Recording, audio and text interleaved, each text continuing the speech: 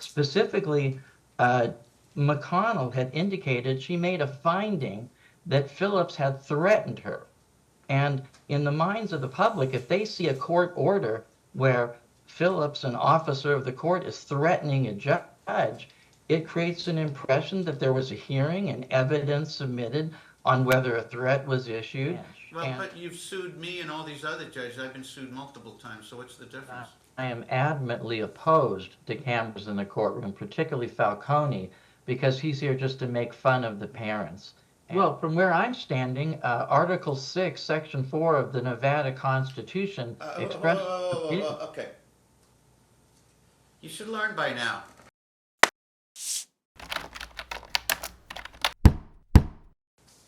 You're on the record. Very good, we're on the record on the Phillips matter.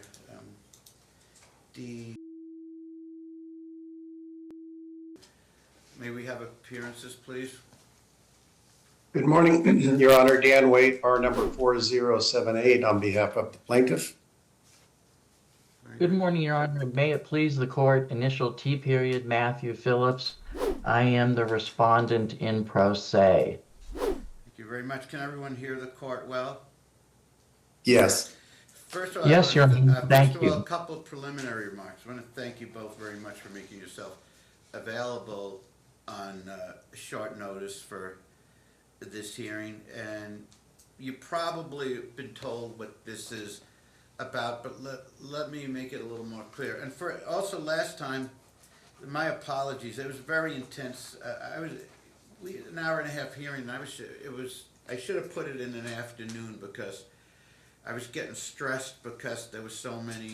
We got to 10:30 and there was a myriad of 9 o'clock cases waiting. So I think from now on, cases of this sort, I'll do my best, but you can't always spot them in advance to move them to a time where they're not on law and motion calendar and more likely afternoon or evidentiary hearing calendar where we have a little more time. What the court is hoping to accomplish is, as to the rulings of the emanating from the August 12th hearing, we want to strive for as much level of accuracy and precision as possible in this case and all others. Here is the problem I was concerned about. I say the parties are not served if I doom them the next several months to preparing proposed orders on this hearing and then they disagree and it leads to a lot of delay, frustration. So I think what's better, if no one has an objection, the court's the one who understood what it intended and will review those 9 matters today.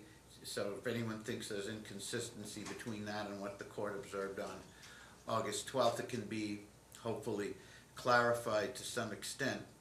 I just think it serves the parties much better if the court in due course in the very near future issues not a minute entry but an order as to what the court intended and what the orders were of August 12th. Because I know when I was in practice, the last thing I wanted was the stress of arguing with another attorney in certain cases about phraseology of orders, and we consulted video records that went on for months. I would have much rather had an order, even if I felt some areas were erroneous or the judge was wrong, because turns out if the judge is wrong, they're going to be just as wrong on those issues if we fight about the order for months. So you get an order that, and you can see I disagree with the judge here, and are these issues enough for me to really worry about, or if some of them are, you know what actions you can take. So I'm intending to prepare the order from August 12th. I don't think the parties would have objections to that, but they may want to make certain that I'm remember and recall those orders the same way I intended at the earlier hearing. So that's, and again, the video is the record, not the minutes. And for the minutes for today, I requested the clerk to just keep it simple and not to go down all of these issues, because I'm always concerned about minute entries which don't align with the video record or what the court intended. Because no matter how much an excellent job the clerk does, and they do, in something that's complex, there's going to be legal terms that are misspelt or grammar which changes the meaning of things. And there were some arcane issues discussed. last time. So the court's intending to keep it simple and request the clerk to just indicate that for today's purpose, the court and the parties reviewed the court's rulings from August 12th, 2024, and that the court intends to prepare the order on this. I would intend to do that personally, not delegate it out in any way, shape, or form to anyone on staff. And if the court's going to go through the 9 issues that it identified last time, and there was discussion on it last time, and as the parties learn the drill, if there's any discussion needed on any of these items, we laser focus on that issue, that number, whether we're discussing 2, 4, 6, at the time we're discussing it. If there's something else that's important, it'll wait to the end, but you don't want to risk confusing the trier of fact by discussing something else when we're on number 2, 3, 4. Now, the reality of it is, I understand that issues bleed over, but to the best extent possible, let's try and keep focused on the particular issue.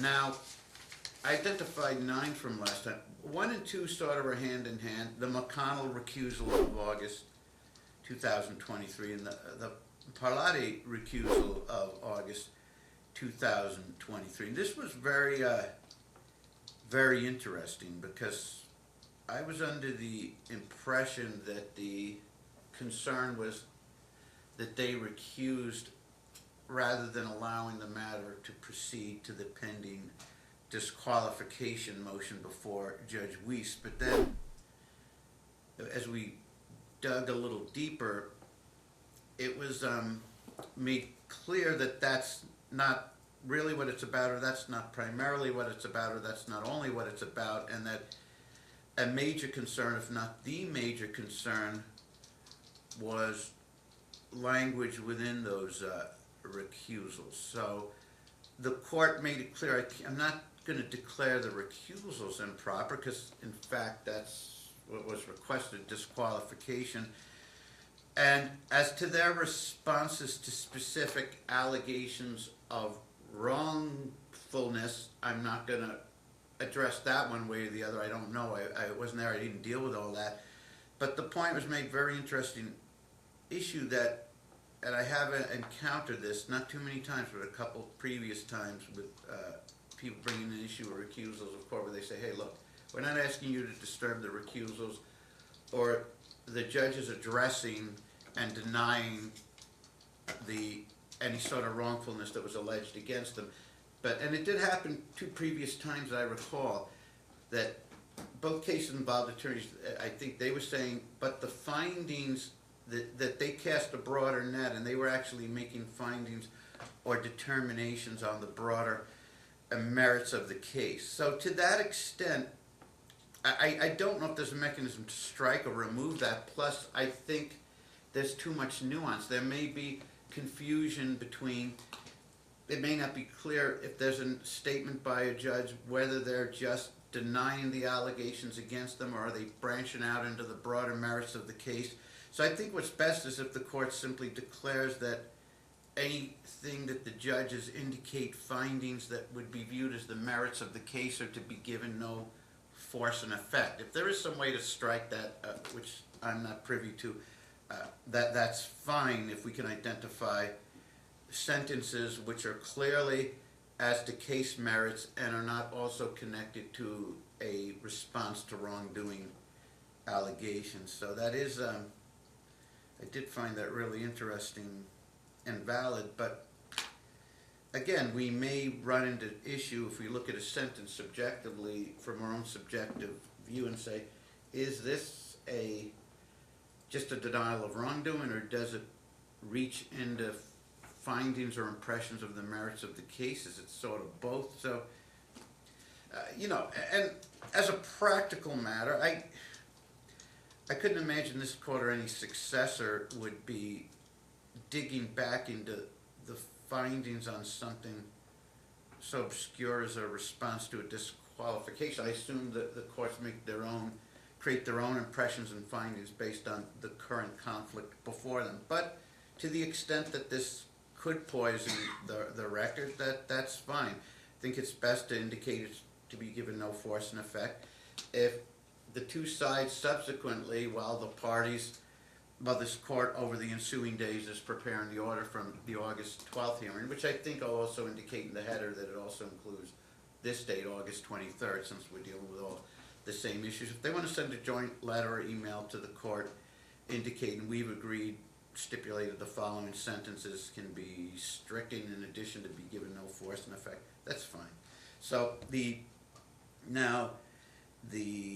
moving to number 3, the media request issue, which the court had granted. I think this is pretty clear cut from last time, where it was established that the court, for 2 reasons, had granted the media request. First, recent Supreme Court fiat. Now, our Supreme Court fiat did provide a mechanism to entertain an objection based on a certain burden of proof to be met, but the court, based on B, was under the impression that the respondent wanted the media request to be granted.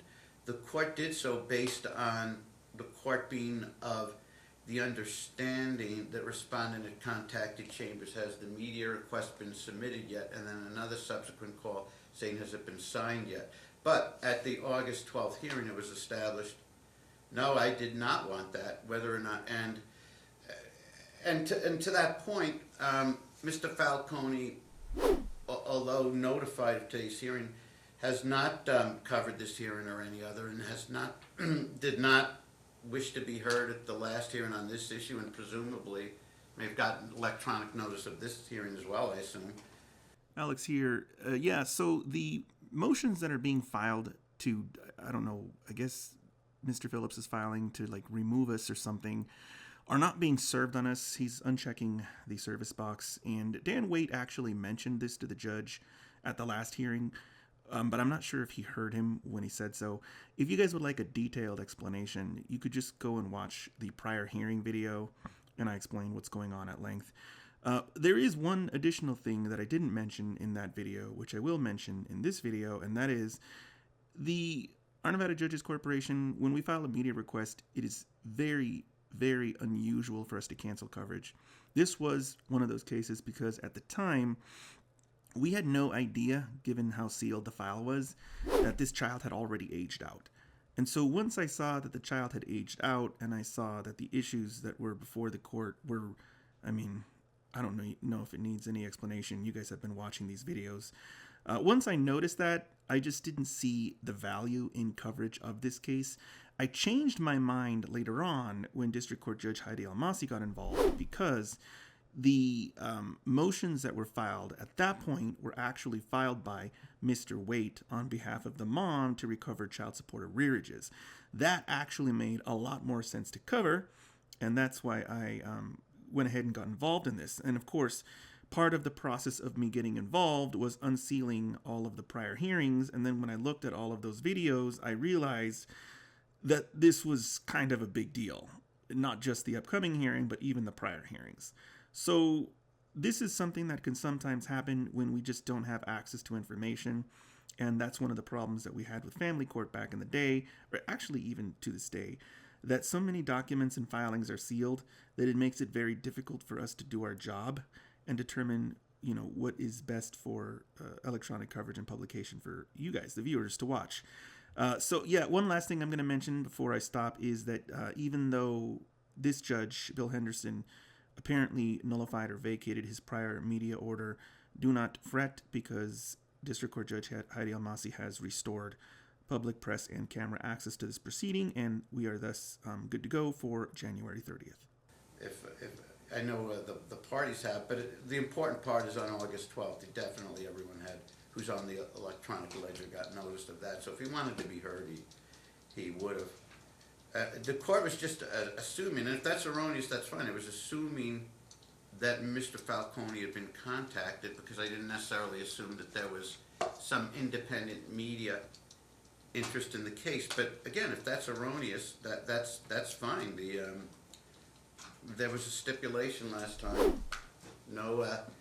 We agreed no media access to the case, and if any media entity wants to be heard on that in the future, as unlikely as that might seem, we can do so. There's also discussion on the vexatious litigant standard. I think this might have been misspelled in the last minutes, and so it's VEXATIOUS, but it doesn't really matter, because for this minute entry, I'm going to indicate that the video record is the record, and that the court is simply trying to make sure we're all on the same page as to what was said by not whether we agree with it or not, but whether, yeah, this is pretty much on these issues similar to what the court observed on August 12th. I just want to make sure before I don't want to proceed if there's any serious inaccuracies. Now, a vexatious standard, to the extent I understand this issue, and it's something I don't deal with much, actually blocks motions without pre-approval. But the heightened scrutiny which the court applied, yes, is a term of our art. Much lower standard is that a party's not precluded from filing a motion, but before the court has the ability to resolve it and vacate a hearing and not require the other side to file an opposition, and to instead resolve it by minute entry or preferably by court order, which the court is a big believer in. If there's anything substantive that's being resolved by a judge from chambers as opposed to court, why do we persist in these elongated minute entries by a judge, not a clerk, but a court, creating long minute entries, and then we meander months without an order, which we're going to get into in a minute with number, I think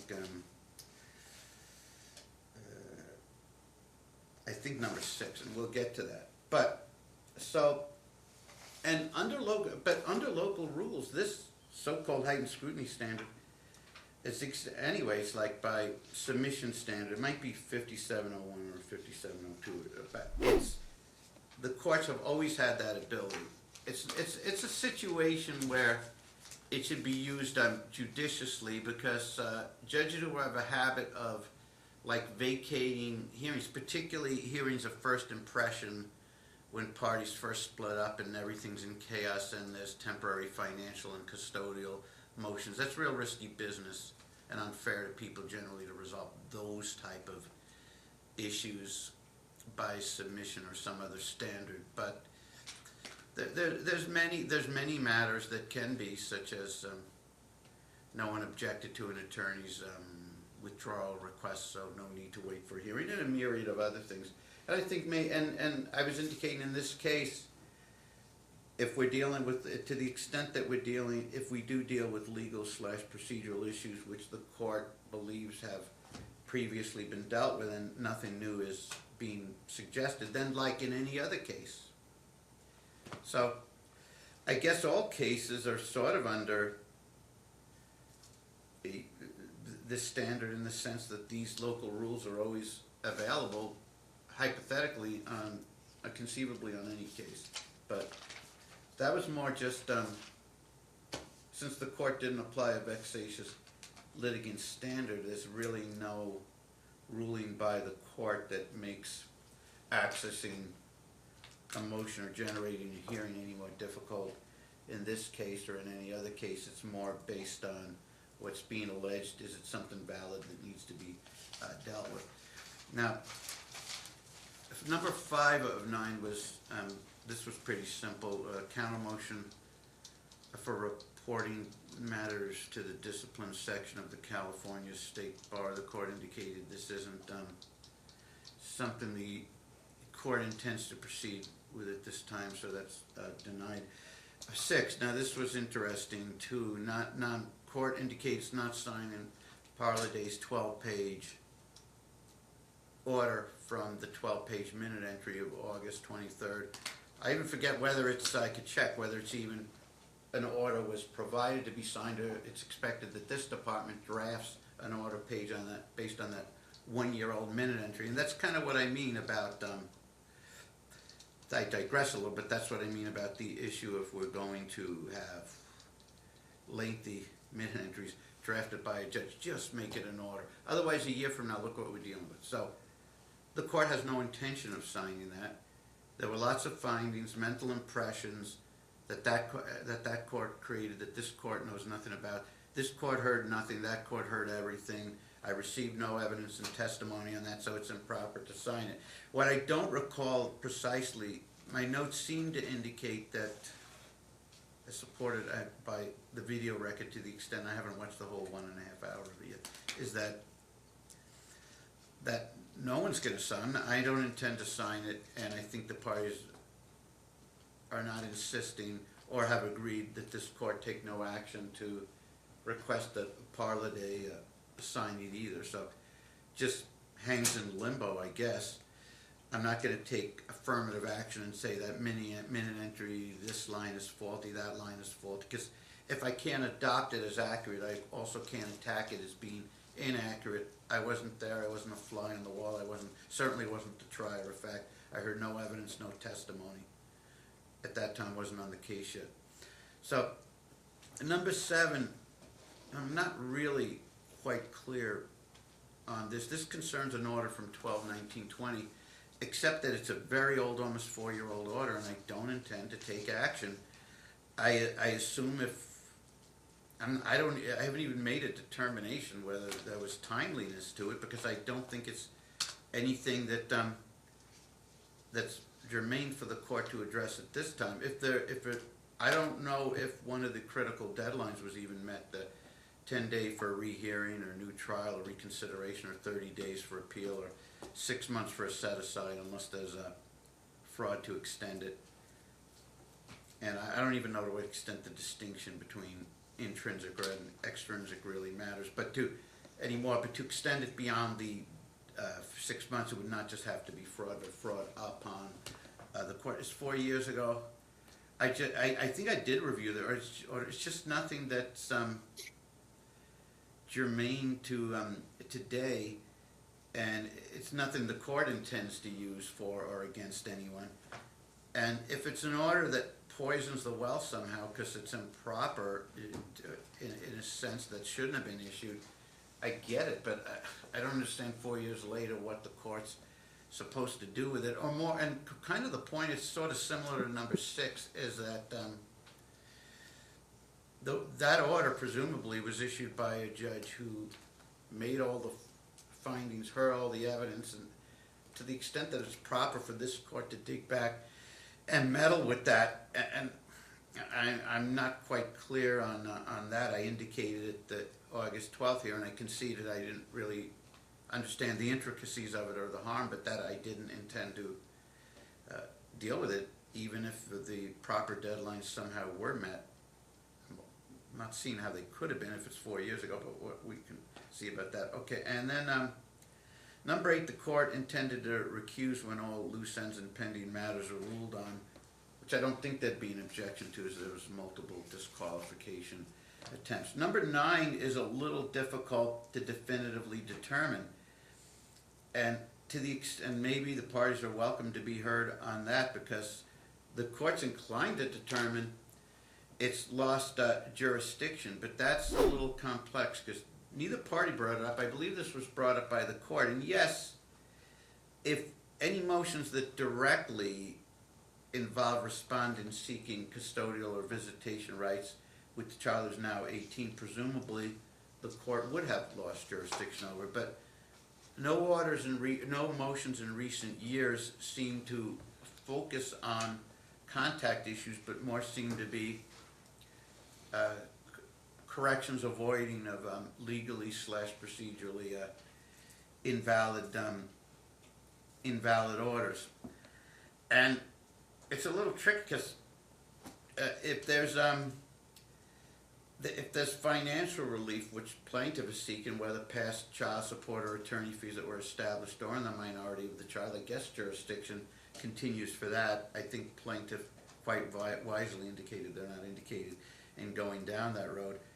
But as any, and I suppose if there's legal / procedural points which need to be corrected that occurred before a child turned 18, there's still ongoing jurisdiction for that. In point of fact, the court was tending to a lot of these straggler motions and counter motions and had ready to resolve them before a child turned 18.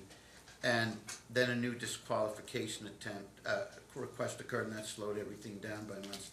And also, the jurisdictional thing is confusing because if a child turns 18 when still in 12th grade, child support can continue until, I think the statute said 19, but it's been interpreted as, so if a child turns 18 in March, which occurred here, and we had a child support issue, you just get another 2 months to May. You don't get a windfall and say, I'm getting the other 10 months all the way till age 19, although that seems to be what the statute said.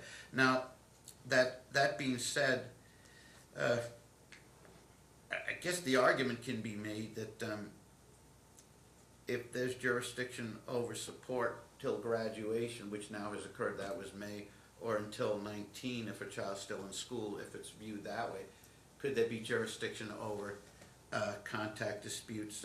Sure. So be happy to hear from the parties if they believe that there's any jurisdiction over, and it's three separate matters. Number one, is there any jurisdiction over any contact issues if that's alleged?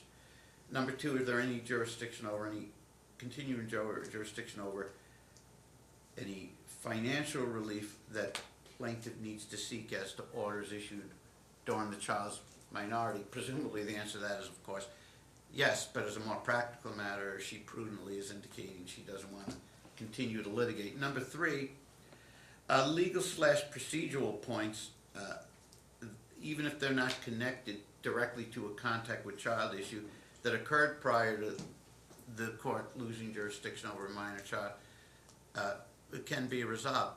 Now, then we're getting into the area, though, if which seems to, once he turns 18 and the court's ruled on all pending matters, correctly, incorrectly, or otherwise, and incorrectly, parties certainly have their options. I'm a little perplexed as to why there would be the need for continual requests for this or that, although I suppose that if the proper deadlines are satisfied and a judge is being asked correct these legal/procedural matters that occurred prior to the age of 18, I suppose that's what we're really getting into here. So the jurisdiction issue and when it's lost and when it ceases is a little confusing in this case because of the complexity of matters that of the matters that are involved. So I guess what there were a couple more. I think that's the lion's share of what the court wanted to get into. Before we walk through them 1 through 9 to make sure we understand them as they were developed on August 12th. First I want to indicate, maybe you shouldn't assume this, maybe I should assume that if the parties do want to draft the order themselves, and I just have a feeling we'll be months from now and we won't have an agreed upon order, but that the court would intend to draft its own order based on August 12th and based on today, after we hear from the parties any input on anything from 1 to 9. So let's just start with that. Do the parties agree that the court should prepare the order based on August 12th and today, since then we know, even if it's the most erroneous order that ever existed, at least we know this is what the judge meant, and we don't have to argue about it. It's right there, right, wrong, or otherwise, and then, you know, if someone wants to exercise options, they can. I just don't think it's, I don't want to doom the two of you to aggravation and arguing about the language of orders for months. So on that issue, let's start with that. But go ahead, please. Thank you, Your Honor. Dan Waite for the plaintiff. For all the reasons you've indicated, I wholeheartedly agree, and I'm grateful that the court has offered, of course it's your right, but to relieve us of that obligation. On behalf of the plaintiff, I would love for you to take up that responsibility and relieve us of that burden. Okay. Mr. Phillips? Thank you, Your Honor. Thank you. Judges, seem so infrequently write their own orders. It's refreshing to see a judge like yourself who's willing to take the time, and Appreciate so that. Thank you for that. respondent is grateful, Your Honor. Okay. So let's move to, I guess number 1 and 2, we can do it in one fell swoop. I candidly don't know how to, number 1, strike material. If you guys can identify specific sentences you want stricken, the clerk of the court can presumably do so. But number 2, I indicated I had a problem with what if a sentence could be interpreted not just as the judge responding to wrongdoing allegations, but drifting over into findings or impressions as to the merits of the case. So I thought the way to handle it is, in the event that they made findings or offered impressions as to the merits of the case that went beyond responding to the disqualification allegations, that those are simply given no force and effect. I don't want to say they were improper or whatever, just to be given no force and effect. So, Mr. Waite, is that a satisfactory resolution on that? Thank you, Your Honor. Dan Waite for the plaintiff. Yes, and I'd like to, it sounds like we're going to go back through these 9 items, Right. and I would just like to clarify that I don't think the court is looking for re-argument on these 9 points. It's just to No, address. just to indicate, you, after what you heard from the court today, Yes. does it reasonably correlate with what the court indicated on the 12th, or is there something to clarify or add? So you're correct. We don't want to get stuck down the rabbit's hole of a elongated debate on each of these 9. Just, yeah, that sounds kind of what the court said last time, or it didn't, and here's something additional. So yeah, does it sound like what we heard 10 days ago? Sounds exactly, sorry, again, Your Honor, Dan Waite, just for the record, to be clear, sounds exactly to me like what you articulated at the last hearing. There is potentially a lingering issue on 1 and 2, and I think you identified it, and that is, while I think it is clear that your last ruling indicated that anything that goes to the merit, any findings in either of those orders that goes to the merits of the case would be stricken.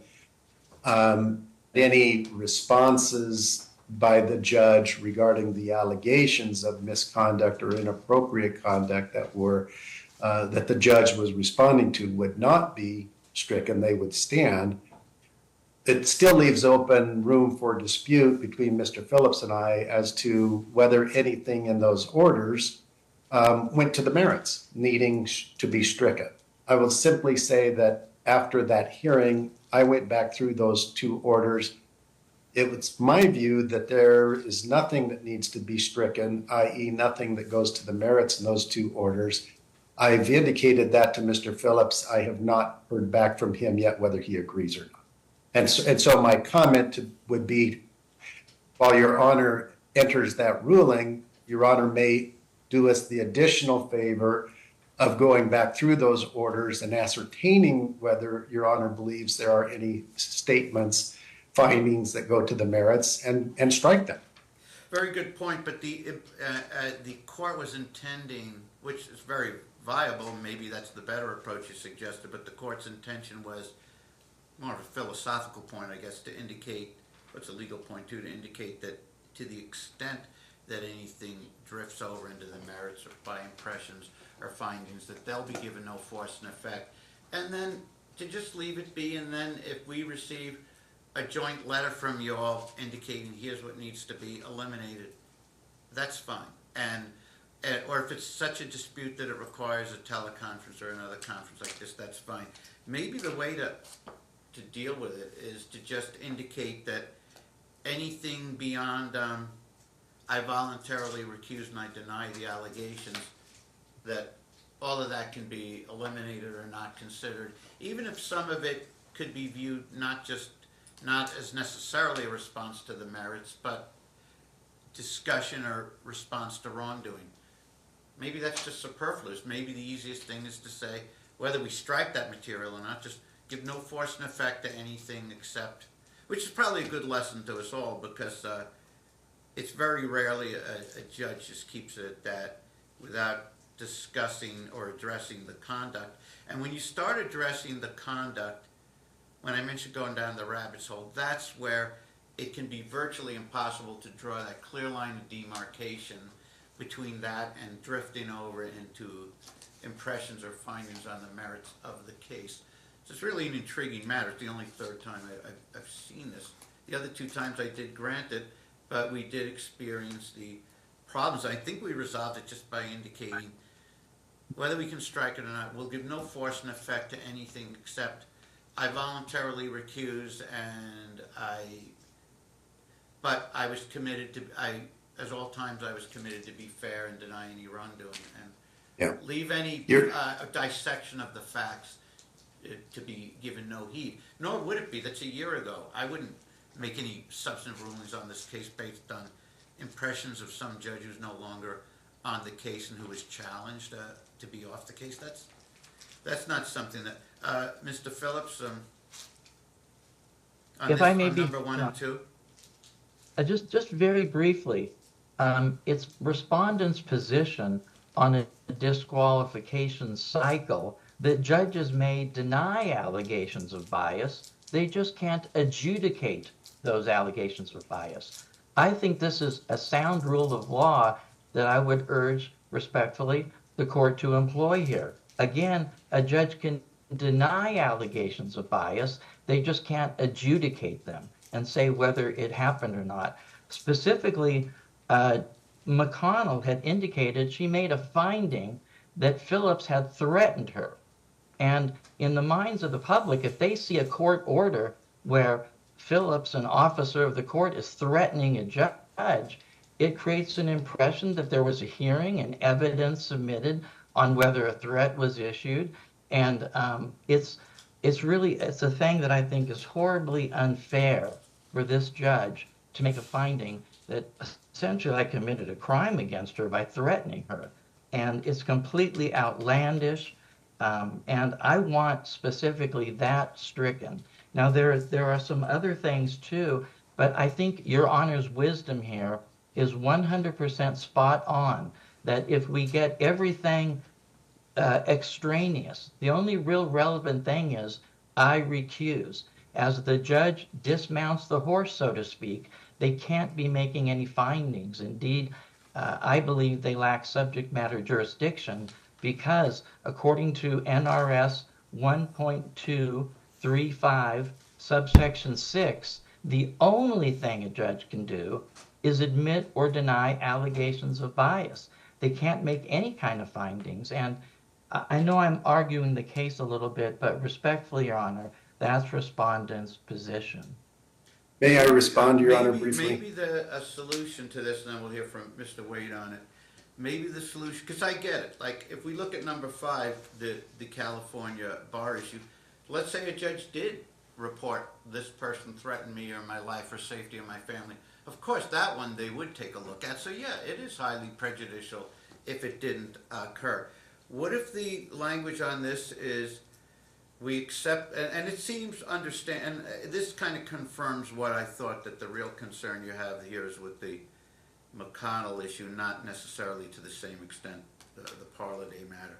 What if it says we accept the recusal, we accept a blanket conclusory denial of wrongdoing, but the court rejects any findings or discussions, and they'll have no force and effect. And something as inflammatory as that he threatened me and my family, and it didn't result in it. If you want to actually have a mechanism to actually strike that, I'm just not. I think that, well, let's see where we're at. So would something like that work? Accept the recusal, accept the denial of wrongdoing, but the court rejects any findings or discussions. And if you specifically wanted indicated that, particularly with laser focus on the threats, that Mr. Phillips is clearly denying any such actions, what would be fair phraseology on that, Mr. Phillips? Well, I think the way Your Honor just said it would be perfect. It was very eloquent and to the point, and I think that would be a perfect finding the way Your Honor just said it, and thank you. Thank you. Mr. Waite? So thank you, Your Honor. Dan Waite for the plaintiff. Two comments at least. First, Your Honor, I'm hesitant but mention if Mr. Phillips had concern with these orders, which are now very old orders, he had the right to appeal, and he chose not to appeal. Second, Your Honor, I think we're getting on a slippery slope that is going to be hard to justify in, on the one hand, not entering orders that were heard by other judges in this case because those matters were before them. That was their mental impressions and they were not in front of you. And yet, on the other hand, to excise out of orders judges' mental impressions that are responsive. I think you had it exactly right before, and that is from a practical standpoint, from a legal standpoint, if the judge made any findings that go to the merits of the case, the judge was precluded from doing so, and those would be deemed stricken. And if the judge was responding to the allegations of inappropriate conduct, those would stand. Now, I think the practical issue is how is this going to come up in the future, given the procedural posture of this case? I really don't think it's going to come up. I think so this either, is a fight, but Mr. I guess it could. Yeah, and again, I hear what you're saying, but on the other hand, it's sort of a fine line. He threatened me and my family. Doesn't really seem like primarily a disqualification observation. It seems a little more in the realm of a finding as to the merits of the case, with the understanding there, as a practical matter, there really isn't a current contact dispute, but it does seem to. So that's what I meant about it's always hard to draw these lines of demarcation. So I think the idea is that the recusal will be accepted. The court accepts the denial of wrongdoing. The court is not going to adopt or find as valid or invalid any findings or discussions that occurred that are more classified as to the merits of the case. And it is a sealed case, isn't it? I don't think that this is it? No, Your Honor. Okay. If I That's could right, interrupt. they had the media request, so yeah, of course not. Silly Well, no, question. specifically, Your Honor, it is sealed. If I were to file an affidavit, that is presumptively sealed. However, under NRS, all court orders in a D case are matters of public record. And frankly, if I could go a little bit beyond and give an explanation, I'm in litigation with Jennifer Abrams' office, and Jennifer Abrams' office wants to, I'm suing for defamation because she has her paralegals online saying that Phillips is threatening people and bombing schools and shooting up schools. And, Shannon Wilson, I believe, participated in this also. And I don't recall, I don't want to get off on anything. I don't recall any filings by Miss. She was not pleased with a lot. I don't recall her asserting that you were involved in school bombings. If you were, you wouldn't be here right now. Well, that's the thing. It's all. But again, I don't want to get too far afield here. Well, the thing is, Your Honor, I guess what I wanted to say for the record is I have been the target of a lot of defamation, a lot of hate. I believe that Gina McConnell's statement that I threatened her is a bald-faced lie, unsubstantiated by any facts, and motivated by ill will and malice. And it's unbelievable Right, but to me that we both agree. If I can't be put into a position to say what a judge said to adopt it as being right, I also can't adopt it as being factually incorrect, as Mr. Waite said, and that we all agree. They're the ones who heard the evidence, etc., which is kind of dovetails into the number. I believe number 6. I don't intend to sign Parladay's year-old order. So maybe it's the court. If we can't get an agreement on this, the court order will say the court heard discussion on the 12th and the 23rd, and that the court will determine proper language and rulings on this, with the understanding that what we've established so far is the court accepts the recusals, accepts the denial of wrongdoing, but is not, as far as any findings or discussion as to the merits of the case. The court can't find those to be valid or invalid, but they should have occurred within the realm of a hearing that involved the merits of the case and not a recusal.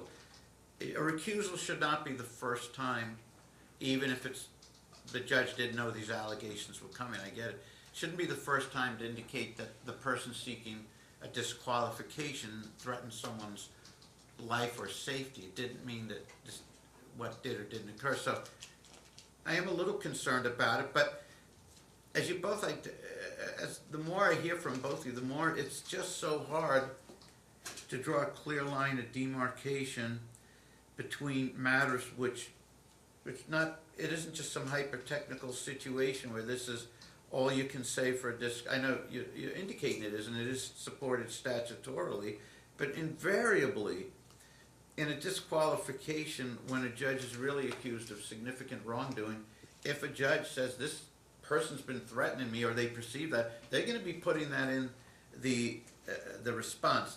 It should have been dealt with independently or earlier. But Your Should Honor, have the police could I been just comment on that? contacted if something like that had happened months ago? If the police weren't contacted months ago, does it suggest that this situation is inadvertently being exaggerated? I don't know. There's a million questions. Getting back to what Mr. Waite said about, let's not lose focus of the fact that that the likelihood of this, I mean, it could have, if at the time it was sent to the California bar and a judge said, look, I made this finding, I'm being threatened, but it doesn't look like something that's going to be revisited in any sense or cause any harm. So the court ruling is we accept the recusal of the judges, two judges on one and two, we accept the denial of wrongdoing. The court is not adopting as accurate or inaccurate or pursuing or their findings or discussions or impressions. They are what they are, and a different judge is on the case now, and I'm not going to provide it any validity or invalidity. I mean, generally speaking, judges take the case as they have it, and it's stare decisis, res judicata as to other courts' orders. But it becomes a little more of a slippery slope if in a highly contested, inflammatory matter we're discussing a judge's impressions of behavior or allegations against a party. That's a little different than we can get into some areas of the court taking a de novo approach if we need to get into these issues, because it's a little different than saying, hey, Judge, you're stuck. McConnell or Parladay said to support $660 a month, or here's how we divide a pension. You're stuck with that. No one objected to it, whatever. So we're dealing with something a little different here. So why is it impossible for the two of you to agree on proper language, particularly although in theory I can understand how inflammatory this sounds, and it does. If we're looking at it from a practical standpoint, I think Mr. Waite's on target that this isn't going to operate any mischief to anyone in the future. So can we agree, why don't the two of you agree on some language and tell me right now what it is? Otherwise, I will, when preparing the order from today's hearing, I'm putting you guys two on notice that I will, perhaps, and in fact will, have language that's different than or more detailed than the language offered on August 12th or August 23rd. And that the orders might be somewhat different as well. Once we get past, I will accept the recusal and I will accept the denial of wrongdoing. But as for how I rule on these extraneous matters which go beyond what's necessary for disqualification and emanate more from the merits of the case, if you guys can't agree on language, the court will be reflecting on that and trying to decide language which is as fair as possible, balancing what Mr. Waite says about can't just vitiate and eliminate without rehearings or reconsiderations impressions or findings of prior judges, balancing that with the fact that this is really inflammatory, and it was the first time he heard about it in a disqualification and he didn't really get to respond to it, and it's been hanging out in the record a year, and it's pretty darn serious to say the least. So what would be fair? Your Honor, trying to move In other on. words, I'm not asking for further argument just put me more in a circle. Yeah. Two of you You're- put your great legal heads together. Tell us what's fair. If you want to come back to, if you want to go work through the rest of this and have a breakout session for 5 or 10 minutes between the two of you, go back on the record and give me the language, that's fine. Or if you have something right now, just tell me. Your Honor, I have something right now that Mr. Phillips has indicated that the only thing that he had concern with apparently is this language, and I apologize, I don't have the order in front of me, McConnell's order, but the threat. She did say The that. threat. She did say that. If that's his Emanating only from the concern, campaign. I'm willing to agree that that can be stricken, and let's move on. Yeah, some of her family was frightened or something. My family We don't know. was frightened. But it wasn't. But when I went, I didn't view it as he I could go back to it. I didn't see it as he threatened our life and safety, but that he was posting stuff, and her husband were getting upset. Or I could go. What exactly was said again? I could drift back. If that's it, let's strike it and move on.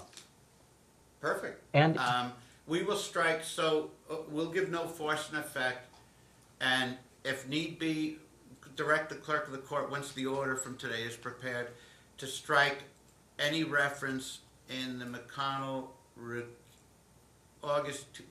filed August 2023? I think it was not in her recusal order, it was in her response to disqualification, is that accurate? no, it was in the recusal Oh, it's in order. the recusal order, but the Yes. recusal order followed, right, yeah, of course, because she wouldn't have been, but she recused, because you were the one who created the disqualification, but she also prepared a response to the disqualification. Was it in there as well? No, she did not have an affidavit of disqualification. She issued an order where she recused herself, and as she was doing the recusal dismount, she took the time to make findings on controversies outside the courtroom. If I could pick up where Mr. Waite had left off, I apologize. Mr. Waite said that the judges cannot decide the merits of the instant controversy.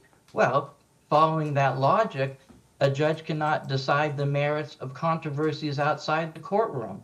And that's what Judge McConnell was trying to do, to make a finding that I had threatened her, when in truth, I'm sure it was a litigation threat. Why are we talking about this when I've said let's strike it? Right, Okay. fair enough, I'm just, I just want to, just taking a look, I want to read. Your Honor, I can make this I want to easy. make sure that it's I was under the Docket impression number- that it might have occurred in Mr. Phillips is indicating that it wasn't in any disqualification response, it was in the independent recusal, and that was back in, was that August of? Your Honor, 23, if you right? pull up document ID number 456, I believe that is the document, that is the recusal order that Mr. Phillips wants to have this threat language stricken. Document ID number 456. Very good, let me just go back and review for a minute, and this was in March, I think, of last year. Petition to motion for declaratory relief. Motion to correct. Would you like me to print it for you? Oh, no, just give me the date, please, just the McConnell, It's on 9/13/2023. 9/13/20. Yeah, Oh, yeah, it's around the same time, just a 456. month later, okay. 9/13, order for disqualification, okay. So, she didn't use the recusal language, she used disqualification. Now, is it correct that the disqualification request was pending when she issued it? That would be correct? Yes, Your So Honor. instead of going the affidavit route, she simply said, I'm going to recuse or disqualify, and I'm going to file that document, rather than the more technically proper approach of an affidavit germane just to the and direct to the disqualification. Okay. Let's what's the page and line numbers of that particular? I'm pulling it I up know like he said, here's, I'm looking at the bottom of page two, looking at lines 15 through 20, the court further finds the defendant has a pattern of making repeated untrue allegations, multiple public accusations and threats against the judicial officer. Of course, it's very general. Additionally, he inappropriately communicated with and harassed members of this judicial officer's family. It doesn't say threatened, but it does say harassed. Therefore, based upon defendant's repeated pattern of behavior and contentious history with this judicial officer, a reasonable person could harbor reasonable doubts about this court's impartiality. That last sentence is true, but the prior parts, so it doesn't really, it's serious. It does, we agree, it does say public accusations and threats, so I guess the word threats is there. Where were Okay, you reading from, Your Honor? Is this the paragraph that needs to be focused on? Which page? It would be page 2, please, lines 15 through 21 of the response of the her order of disqualification filed on 9/13/23. Okay, that's not what I have. It looks like Okay. that's the more colorful passage, which is being interpreted as a inflammatory, and I get it. That would appear to be the paragraph that's has motivated this discussion and briefings. Because the rest of it seems somewhat innocuous, just conclusory statements, but that seems to be the one. Did you have a moment to look at that? Maybe we can agree that goes by the wayside, and then we move on. Yeah, sorry, that's not the one I had pulled up, so I'm getting there now. Okay. Mr. Phillips, you're looking at it. That's the paragraph, right? That's it. Yes, Your Honor, that's Okay. correct. Okay. So maybe Sorry, that's the paragraph that gets nuked, and then we can move on. Almost there. Okay. 9:14. As far as the Parla Day matter, the 9:13. court just indicated that it accepts the recusal, accepts the denial of wrongdoing, and that any statements as to the merits of the case are given no weight and effect. And beyond, with Parla Day, I'm not going beyond that. But as far as, so McConnell's recusal is being treated in a little more sophisticated fashion, which same findings, accept her recusal, disqualification, accept the denial of wrongdoing, but that not just similar to Parla Day, that any findings or discussions that go beyond the disqualification and emanate from the merits are to be given no force and effect, but specifically that we're defining that a little more specifically to specifically include, but maybe not be limited to, this paragraph. So reading that paragraph, is that the one that's the bone of contention, and that can be eliminated, we can progress on?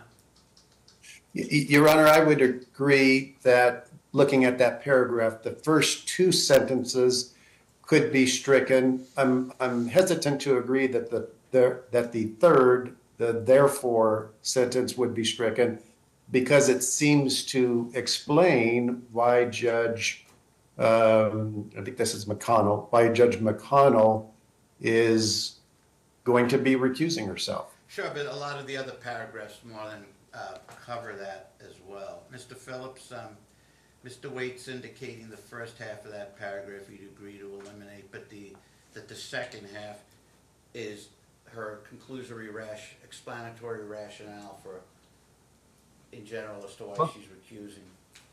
I believe that has to go. I believe anything, a judge can either recuse themselves, or they can admit the allegations or deny them. Okay. Those are the only three Now, options. you understand if the court eliminates this entire paragraph, it's not saying what did or didn't happen, I can't know.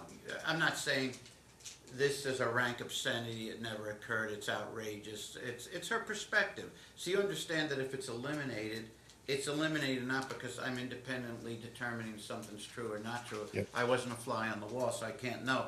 I'm simply indicating that it would seem to go beyond the requisite requirements of limitations of responding to a disqualification, where a simple denial of wrongdoing and the recusal and then the denial of wrongdoing is sufficient this would seem to drift into the merits of the case, particularly it could affect how a court views someone's veracity, how their temperament, and to the extent there were any to the extent there are legitimate lingering issues, it could poison the well, particularly in a case where if contact with a child actually was being pursued. So the court is going to eliminate that, not give it any force and effect. But you understand, I'm not making any findings, just like I'm not making findings what occurred. I'm not making findings what didn't occur.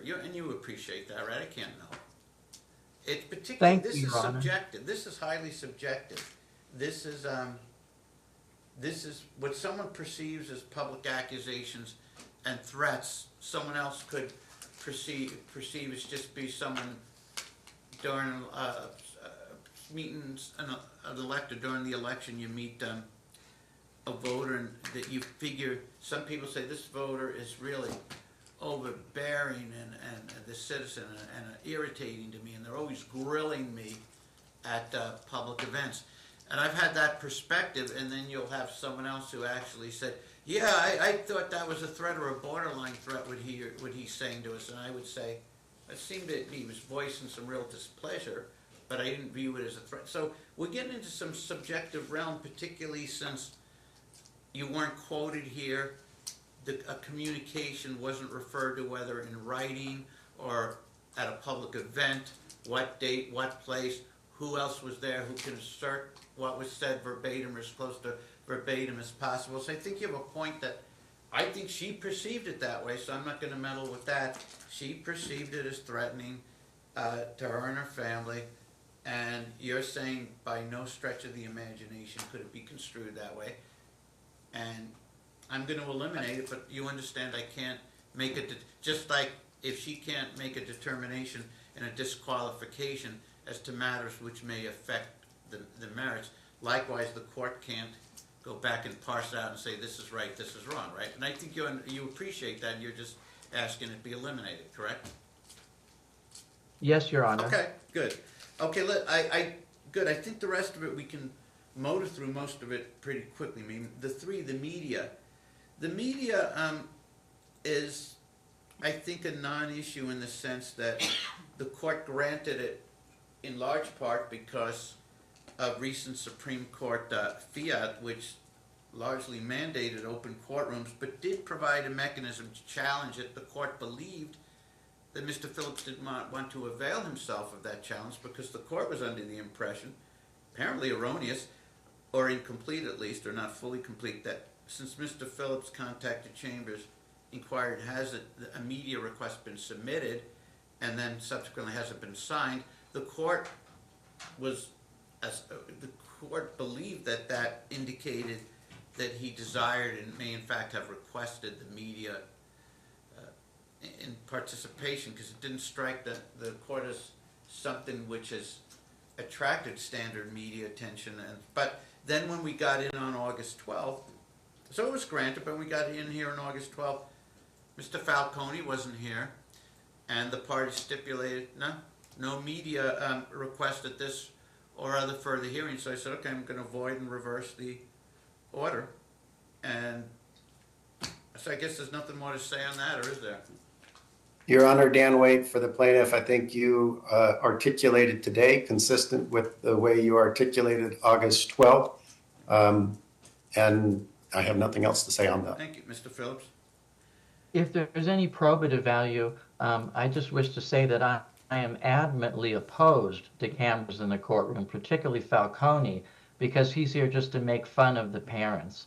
And that's why I'd oppose the media and although order. I want to get into it, and I hope this isn't just idle curiosity on my part, I think it goes a little beyond that, because I am experiencing what I think is some legitimate confusion. I'm a little perplexed, because is it a mischaracterization or not totally accurate to say you contacted Chambers to inquire whether it had been submitted, and then subsequently to inquire, once it was established it was submitted, to inquire was it signed yet?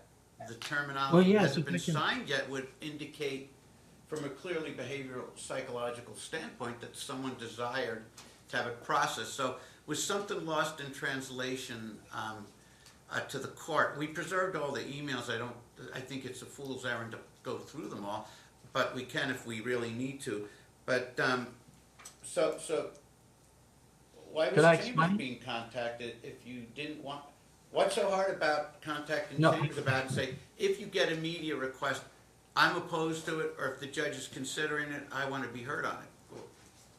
Well, I didn't want to get too in depth. I made the inquiry because Falcone has a very unfair habit. I'm very critical of Falcone, but he will file a media request on the eve of to preclude the litigants from filing their objections. And so I wanted to know, it's been my experience that the media orders, once received, they go straight to the judge and they're not forwarded to the parties.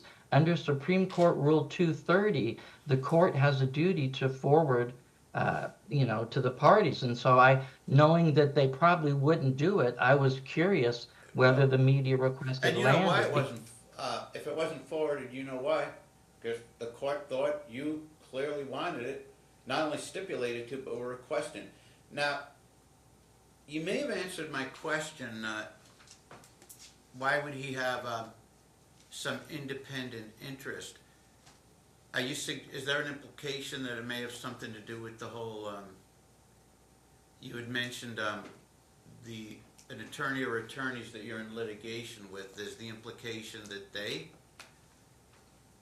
Well, the thing is, I do believe there are many elements of the family law community, the practitioners who they dislike me because I espouse Okay, the fair enough. So Constitution and make fun of me. someone may have contacted him and put him on the trail. Yes, and another Okay, thing, okay. Falcone, if I could say this is so important, Falcone should be filing these on Tyler Host, but he sneaks it in the back door so I couldn't oppose it. And Falcone is sneaky like that. He should be filing a media request via Tyler Host. Supreme Court Rule 230 specifically says the word file, Okay. not to secretly submit it to the department or inbox, which is what Falcone did. Okay. That's why I was I got asking, it. because I didn't even know that. So just a couple of things here. It might come as a shock to family law practitioners that most of the cases that we cover are not sent to us by the litigants. Very few of them actually are. And I think that Mr. Phillips is suggesting this because he knows that the idea that the only reason the media gets involved in a case is because one of the parents told them to is such a common idea that it's just one of those things that nobody's going to check into. In other words, it sounds so believable that they'll just believe it without actually ascertaining whether or not it's true. And by the way, this is one of those cases. I was not asked to cover the case by any side. I just covered it on my own because of the public interest that Mr. Phillips himself generated in the case, which is actually one of the things that I think most people don't realize is a lot of the litigants who are unhappy with their case coverage do not realize that they themselves are the ones who generated the public interest in their own case. The other thing I wanted to mention is the idea that using the official form of the court, which specifically instructs us to send it to the proposed order inbox, the idea that that is sneaky or something that only I am doing is completely false. All of the news reporters, all of them, not 99.9%, 100% of the news reporters follow the same procedure because that is the procedure that the court tells us to follow. The use of Tyler Host has been, I think it has occurred a total of 0 times in the history of media requests. So Mr. Phillips is just once again exploiting the fact that family court judges are not used to media coverage, and that because they aren't used to it, he can tell them things and they will think that is true because to them, well, that sounds normal. That sounds right. So yeah, I will just reiterate again. We do not file things into Tyler Host ever, and I don't mean we as in our Nevada judges, I mean we as in the entire News Corps. I just remember seeing it and signing it. I don't know how that was all accomplished, but fair enough. But why didn't you just, when you come to Chambers, why didn't you just tell us if a media request comes in, please make a notation. I do not want it granted. And if the judge is considering it, I'd like to please be heard on it and have a hearing or at least the opportunity to brief it. I must have thought that was too much information at the time, and I just wanted to. Okay, fair enough. I get. Okay, but we agree now that that there was no appearance by Mr. Falcone then. There's no appearance today, and we would agree that whatever the standard is in the Falcone Supreme Court order, whatever the balancing test is, I got to assume there's some sort of balancing test, public interest versus balanced against the privacy of the parties or some constitutional weighing and balancing. So do you want the court to reference in the order that balancing the test that is included there, and to considering the objections and stipulation of the parties, that the media request should not be granted, compounded by the fact that Mr. Falcone is not pursuing it at this time, that putting that all into the blender, the public interest is outweighed by the privacy and other needs that are included as elements in the test. Can we agree on something like that? Or do we want to keep it simple and just say it's voided? It's up to you. Well, both. I believe it's void as a matter of law because it was never filed with the court and not part of the record. It only became a record when it had a judicial signature. I believe to have a record for appeal, there should be a filing on Tyler Host of the blank media order, and then once a judge, if a judge signs and it, I hear then you. I'm going in a somewhat more general direction, because if I go in that direction and you're mentioning appellate review, first thing someone on appeal would look at, which wouldn't be answered in this is why it shouldn't be done. They'll say, did this person want or did they not want the order? And if the distraction is, oh, I don't want to answer that, I just want to answer that this was the wrong procedure, they say, before, and you talk to any, and Mr. Waite background, you talk to any appellate judge, and I'm sure he's spoken to many in his day, they will say, until we know there's a controversy, we're not going to get into theoretical things where someone is arguing about procedure when there's no harm, no prejudice, and they didn't want a different result. So we can use language like that. You can say the order is void, but I'm more concerned that, okay, we say it's void, that proper protocol or procedure wasn't followed. I don't want to define that at length because I'm not sure I'm able. But more to the point, the parties do not want media access, and the court's satisfied that the weighing and balancing of that decision is satisfied in favor of denying media access and protecting private interests, because that's what appellate courts want to see. What was the harm, potential harm, who wanted what? They don't have much patience for theoretical discussions where no one's harmed or no one's telling us what they really wanted. So you two agree on language. The court has already, and I think we did finally agree on that, not to backtrack, but on the McConnell situation, that the court would accept the recusal, accept the denial, but not adopt any findings or discussions that affected the merits of the case, and specifically would eliminate lines 15 through 21 of the 91323 order. So we got precision on that. The media, I need precision on it, because Your Honor, if I could be we heard. start saying it should void, it never should have been considered, and no one tells us what they want, don't want, what they stipulate, the issue isn't resolved, and it's a lie for all of the future. And if there are hearings, if Mr. Falcone or any other outlet is interested, they can revive the whole matter, the whole request over and over and over again. But if you decide that he's not here, or on the 12th, he didn't participate, and we agree that applying that decision to the facts of this case, and that media interest is outweighed by the privacy interest, plus the fact that it's apparently no longer being pursued, I basically need those main denominators listed there. If you want to add, the court also has concerns whether it was a a void order and because I have no idea, but did it go right to, was it pre-reviewed, did it go directly to the judge without clerk's review or signature? I don't know. If you're saying it did, it did. I don't know. I'm sure it's pretty clear on the record, but so I'm leaving it up to the two of you, because I will not leave it at that. I will not just say, here's a void order and here's all the hyper-technical reasons, and guess what? We're not informing anyone of what we wanted, what we didn't want, because then, if you don't deal with it all right now, any media outlet will have the right to continually say, okay, well, now we'll do it the proper method.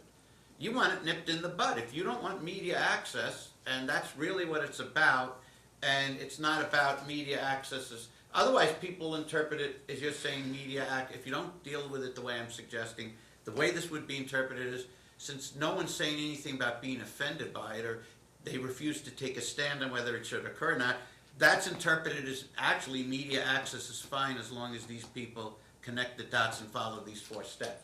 So with that being said, let's start being practical here. What is good, effective language to use? If not, you leave it to the court. And which the court would indicate, as it did, no need to keep repeating it. I would probably add that a viable case has been made that it could be argued void as a matter of law. Not definitively, because I'm not sure, because I haven't really dealt with much in the way of these requests except recently in an isolated fashion. So If you'd like a response, Your Honor. Can't very, very bluntly, I didn't know if Mr. Phillips is suggesting, but now that I think about it a little, it seems to make sense, because there were things occurring that confused me a little, such as, did this thing go directly to me, or was it approved beforehand? So now I understand why I was thinking that, because, and I didn't know that it goes directly to a judge's inbox. It isn't pre-approved or reviewed or initialed by a clerk. If that's the case, that's the case. So what would make sense on this? Mr. Waite? Your Honor, Dan. Thank you, Your Honor. Thank you. I think we're far afield now from where we were on August 12th, and here's what I mean. Just My give us the recollection. right, no more, please, no more. Just give us the proper language after everything we discussed. If we're far afield, then what proper language puts this to bed? The proper language is actually recited in the minute order, I believe, Your Honor, and that is that the pursuant to the parties' stipulation in court on August 12th, the media order, this particular media order, is vacated. And can be vacated as void. I don't really care. Okay. This is a non-issue for me. It really is too. How about that? I think that's a good language. The media order is vacated as void. Void can embrace all those issues you discussed. And if By stipulation of the parties. By void, we just have a long discussion on the video record about it, if anyone cares. Yeah. And I understand that I don't want this, I want us to keep this as simple as possible. And unless we limit it to what Mr. Waite suggested, and I think adding the word void fully protects you. We got the full video record. And I understand that you may be experiencing a little difficulty just simplifying it on this, because these actions that are being occurring that I'm not aware of, but you're indicating are very stressful, that are occurring from these various corners, and I get it. But I'm inclined to adopt Mr. Waite's language, which I think pretty much mirror images the August 12th language, except adding the word void. That's what I'm inclined to do. Go ahead, Mr. Phillips. Anything further on that? I would Because agree with Mr. Waite is correct. We're getting a little too, not too much, not just into the weeds, but even sort of off tangentially into something else. What about it? Oh, I wholeheartedly concur with Mr. Waite. Okay, perfect. So we stipulate that the media order consistent with August 12th is vacated as being void. Now, if we're doing so, we don't need any further judicial observations about the case, the weighing and balance, or anything, right? We just, that language, that sentence. Will Correct. that do? Okay, good. Thank you so much. Number 4, this is kind of a non-issue too. There is no vexatious litigant finding, and Mr. Waite had briefed this. As far as heightened scrutiny, I'm willing to eliminate that because under local rules, courts are empowered to. I tend to avoid it. Usually, this court affords hearings, but the court's empowered if it sees a hearing that asks for relief it can't grant or relief it already granted. Before I doom a party to spend money and time on an opposition and all that stress, the court always has the ability. Just like if someone files a motion against you. So the court's inclined to indicate in the order of today that the discussion of heightened scrutiny is probably pretty much a non-issue in the sense that if the court had thought about it, then would have realized that exists anyway. The reason I didn't think about it is because the court usually just, unlike a lot of other departments, candidly, the court just usually proceeds with hearings on just about anything on anyone who wants one. So I don't really have much to say about that. Anyone have anything to add about number 4? If not, I'm just going to indicate, as far as the heightened scrutiny discussion, that it's not particularly germane at this point because the local rules empower the court to resolve motions without the necessity of a hearing or observation. But that I'd like to add that in the estimation of this court, and the parties agree, that should be exercised judiciously and with due care.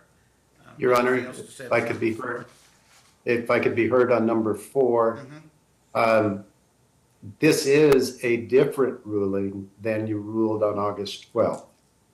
And this is an issue regarding Mr. Phillips' request that this heightened scrutiny language standard be removed from this order. This has got to be his 3rd or 4th attempt at it, including by way of email 10 minutes or so before this hearing today started. I fear that, setting aside for whatever reasons the court decided to not get rid of it previously, and I believe the court was correct in its prior rulings, but without getting into all that, I fear that if Mr. Phillips gets the message that all he has to do is press an issue 4 or 5 or 3 or 4 times and the court will change its ruling, we're not going to see an end to requests for this type of relief. Right, and I get the point, but the explanation for it is pretty simple. That's when, bluntly and candidly, and with all candor, when I was having this type of discussion, I wasn't thinking of the fact that, because I usually don't utilize it, this is available anyway. And it'll continue to be available in every case.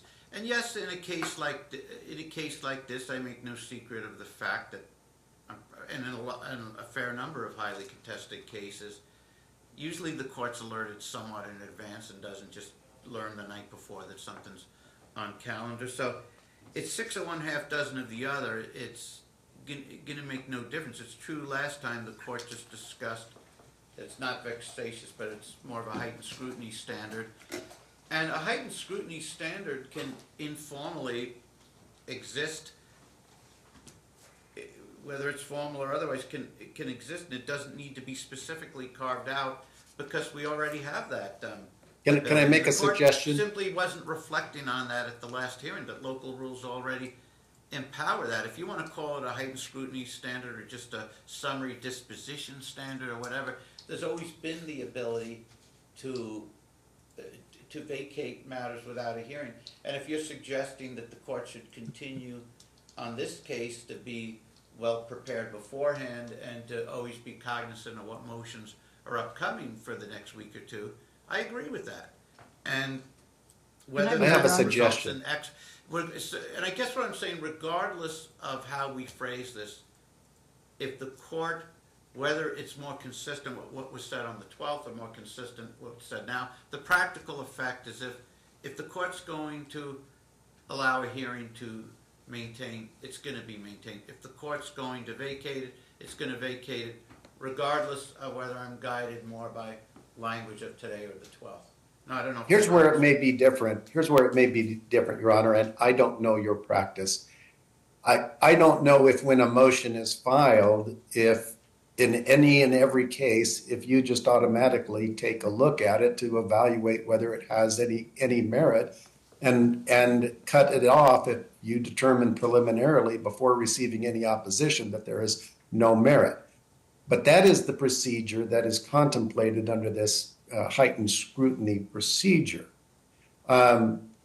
If your practice is not, and I would think it's most judges' practice not to review to review a motion until it has been fully briefed, then this process needs to stay, whether you call it heightened scrutiny, whether you call it preliminary review. But what you created is, I think, a very valuable tool that's not necessarily contemplated by the local rule. Yes, the local rule empowers you to rule at any time after a motion is filed without a hearing, but it doesn't necessarily contemplate that the non-movement can contact your chambers and ask, is a opposition going to be required in this instance? That request will undoubtedly trigger your honor to take a preliminary review of the motion and say, no, this is another garbage motion. An opposition is not required. I'm going to issue an order denying the motion or whatever the case may be. Or, you know what? This motion does present some issues that are of interest and concern. Yes, let me hear from you. Let's file your opposition and let's have a hearing on it. No, I think I understand it's very valid, but the court has a pretty clear response to that. Based on the fact that the clerk preliminarily sets all matters for hearings and that the court doesn't make that determination.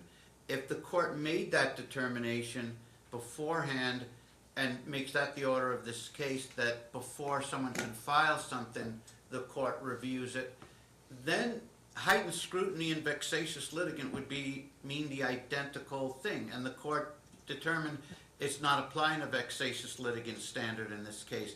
But if that's how we're defining it by not the clerk who automatically setting it, but the court issuing an order that the clerk is not to set something until the court reviews it and decides if it merits a hearing or opposition, that would eliminate any meaningful distinction between a vexatious litigant determination and a heightened scrutiny standard. Instead, what the court intended with this heightened scrutiny standard, which was probably an unnecessary distinction except for the court to maybe be a little more vigilant in certain cases before, as opposed to some other matters to be, in cases of intense litigation, to review them beforehand. The clerk automatically sets everything for a hearing. So whether we call it, if the court vacates something based on a heightened scrutiny standard or just via the local rule of being empowered to do so and to issue an order without the necessity of a hearing or an opposition, that's the distinction I'm making. Heightened scrutiny basically equals same as the local summary submission rules, but if we're saying that heightened scrutiny is defined instead by the court and not the clerk determining whether something merits a hearing, then heightened scrutiny becomes as inflammatory and offensive as a vexatious litigant standard. So the court probably didn't even need to go down this road, but again, was not thinking about the fact, because I seldom exercise it, that according to the local rules, the court always has everything automatically gets set for a hearing by the clerk. If the court determines they don't until pre-approval, that's a vexatious litigant standard. So instead, the court intended that anything can be set for a hearing, but that shortly after that, the court and the other side would have the right to contact and CC Mr. Phillips and say, this has been filed, do we need to respond to it, or can the hearing be vacated? So I guess what I'm suggesting is it's going to make no difference to the court. The clerk's going to set everything, number one, not the judge, the clerk's going to set everything, and there's no vexatious litigant blocking of that where pre-approval is needed before the clerk sets something. Everything will still automatically set to be before the court. But whether we call it a heightened scrutiny standard or whether we call it the court just invoking the local rules, the court always has the ability, and you can always send something. In this case, here's what we received, and CC Mr. Phillips, do we need to respond? Court always has the ability under the local rules to vacate a hearing and issue an order, a minute order. So I just don't want us to get into semantics unless it actually has, and Mr. Waite he does believe that it would have actually moved the needle and have some effect on reducing the protections in place for his client not to get bombarded with a lot of material that's unnecessary, repetitive, or et cetera. And I understand that totally.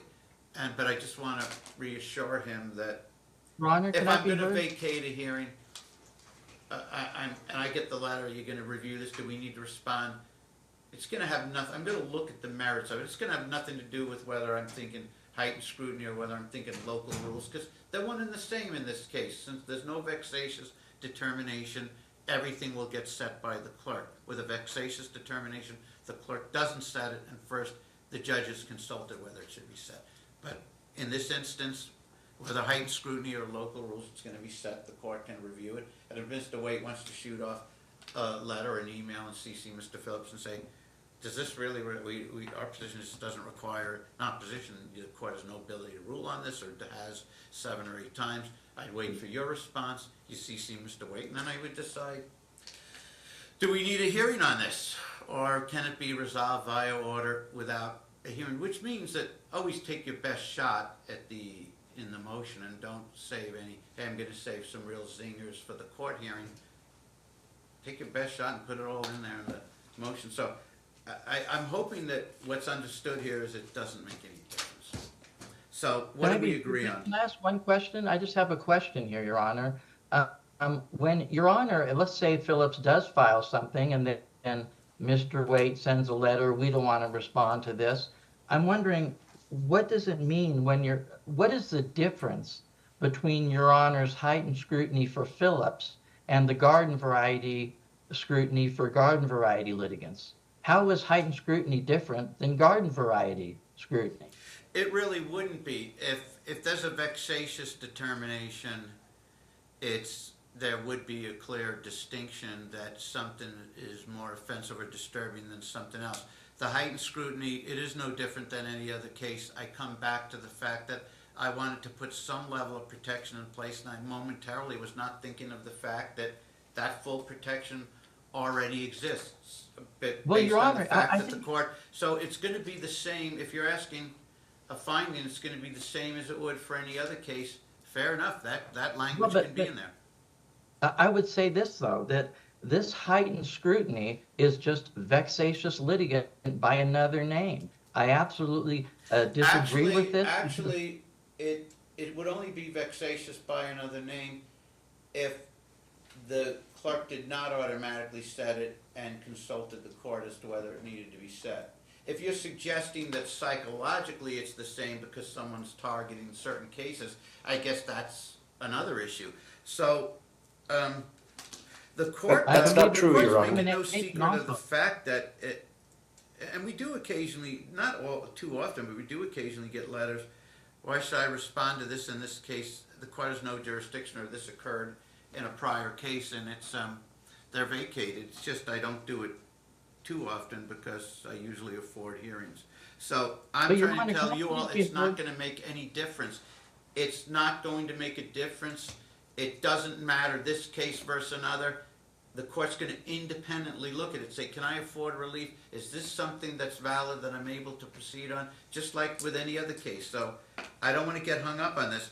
And I'm not going to be duped into saying that vexatious is the same as heightened scrutiny, because it's not. Because again, heightened scrutiny or local rules, the hearings are automatically set by the court, which means is heightened scrutiny a pointless designation? Yes, because again, for the 14th time, the court was not thinking at that time that it already had that ability and authority to vacate matters. So the court, But I wish to be heard on one we thing, could Your just, Honor. if it's going to make everyone, we could just eliminate the whole issue.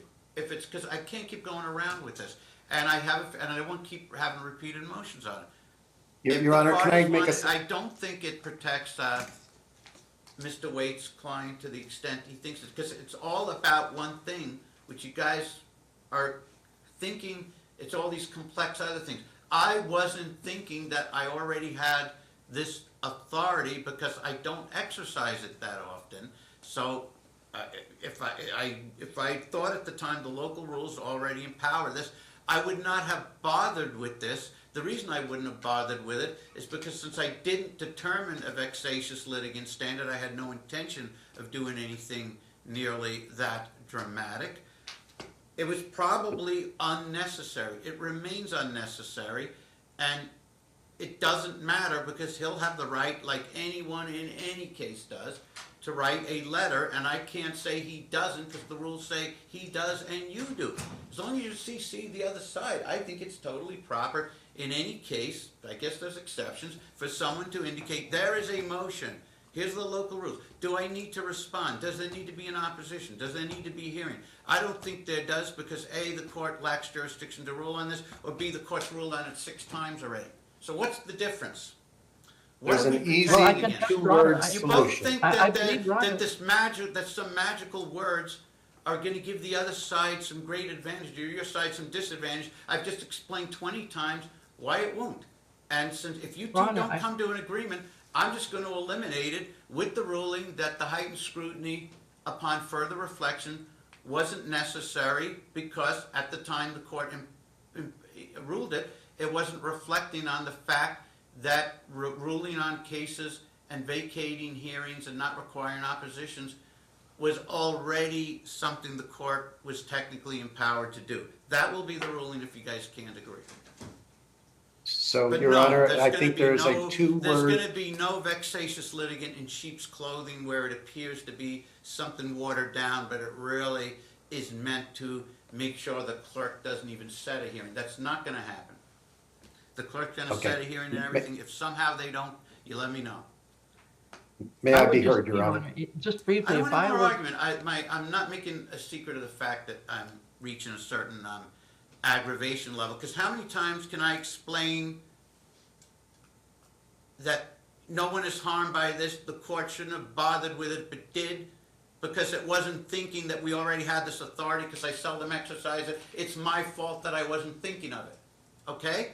My fault. I wasn't thinking of it. Had I thought that had I been immediately cognizant and reflecting on that, I wouldn't have bothered. How do we know I wouldn't have bothered? It's simple.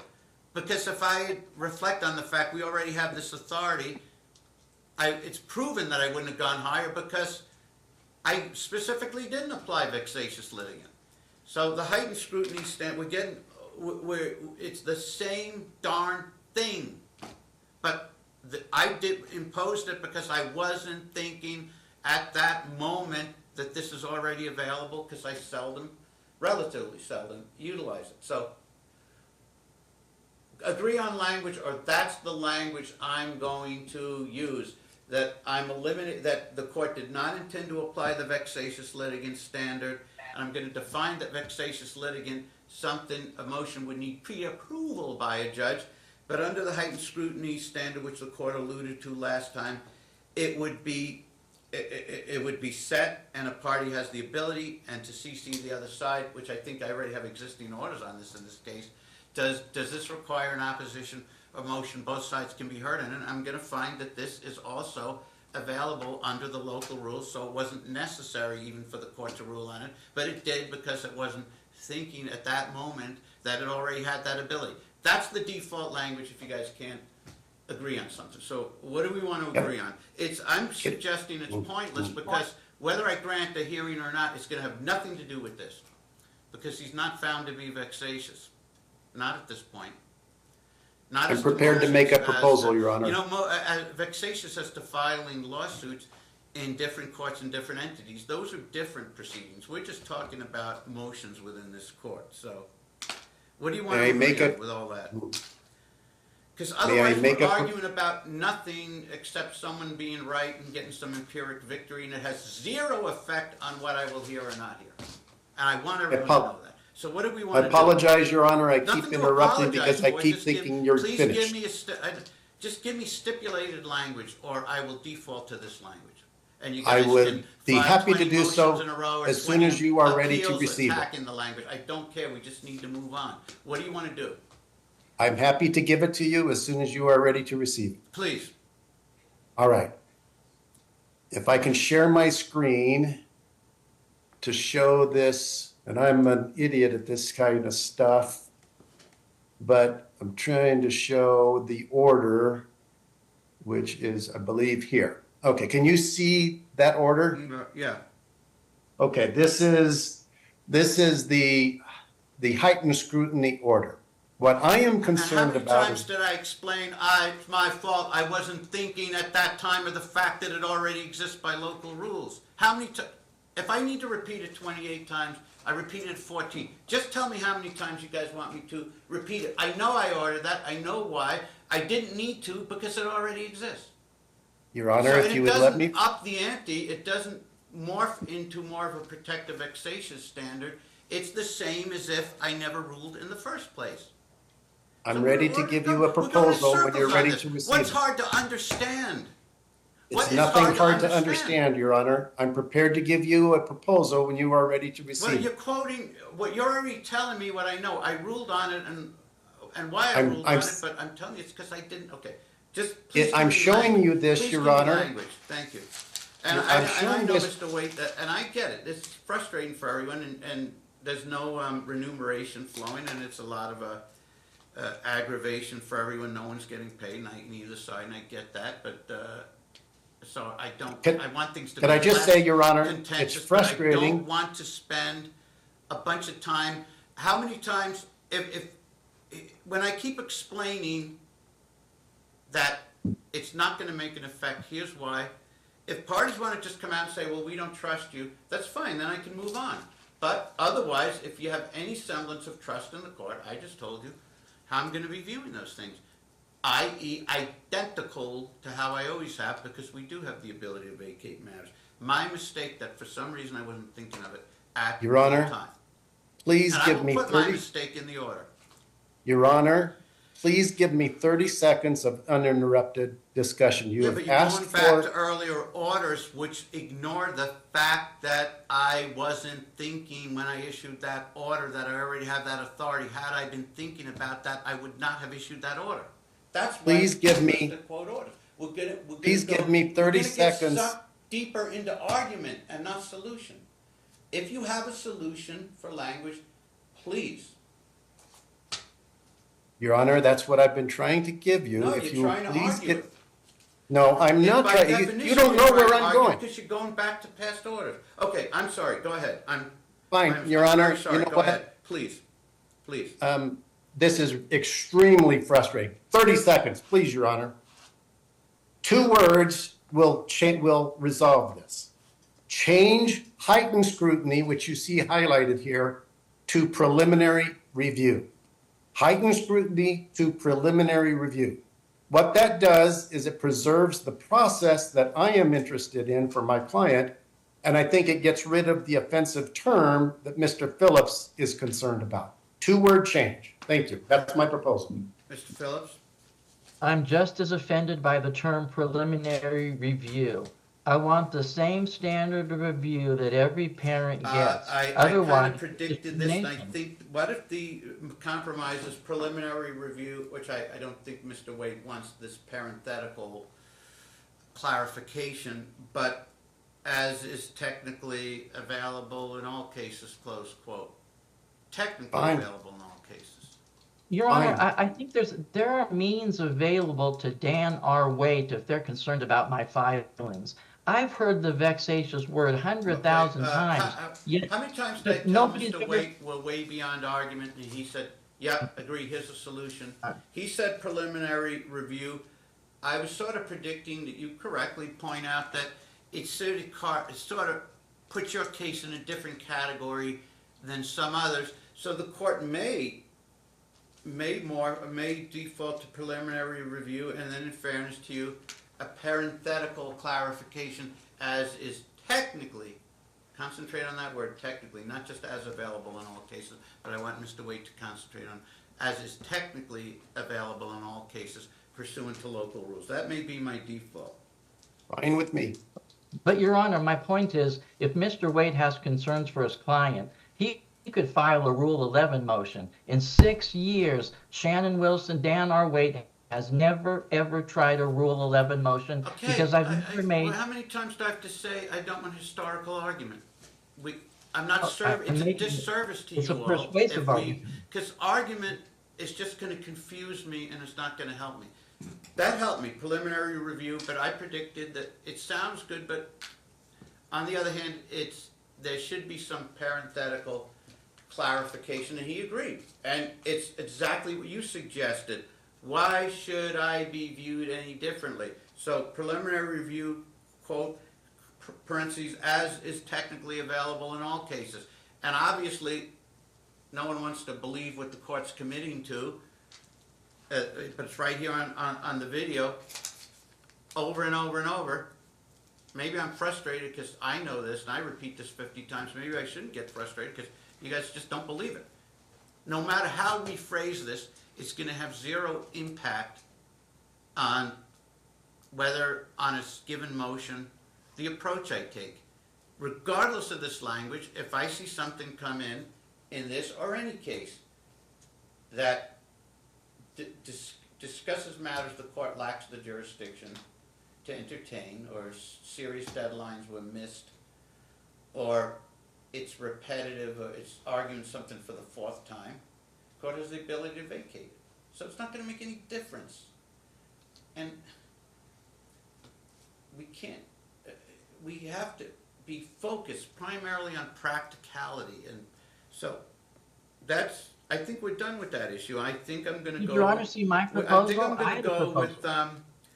with the discuss. I think I'm going to, if it's not, if you don't want me, if you guys want me to discuss in the order that the vexatious involves court permission prior to even filing a motion versus the heightened scrutiny or local rules standard we're discussing, where it is preset by the clerk, but the court has the ability to deal with it, to vacate it, not require an opposition, or to require the hearing in opposition.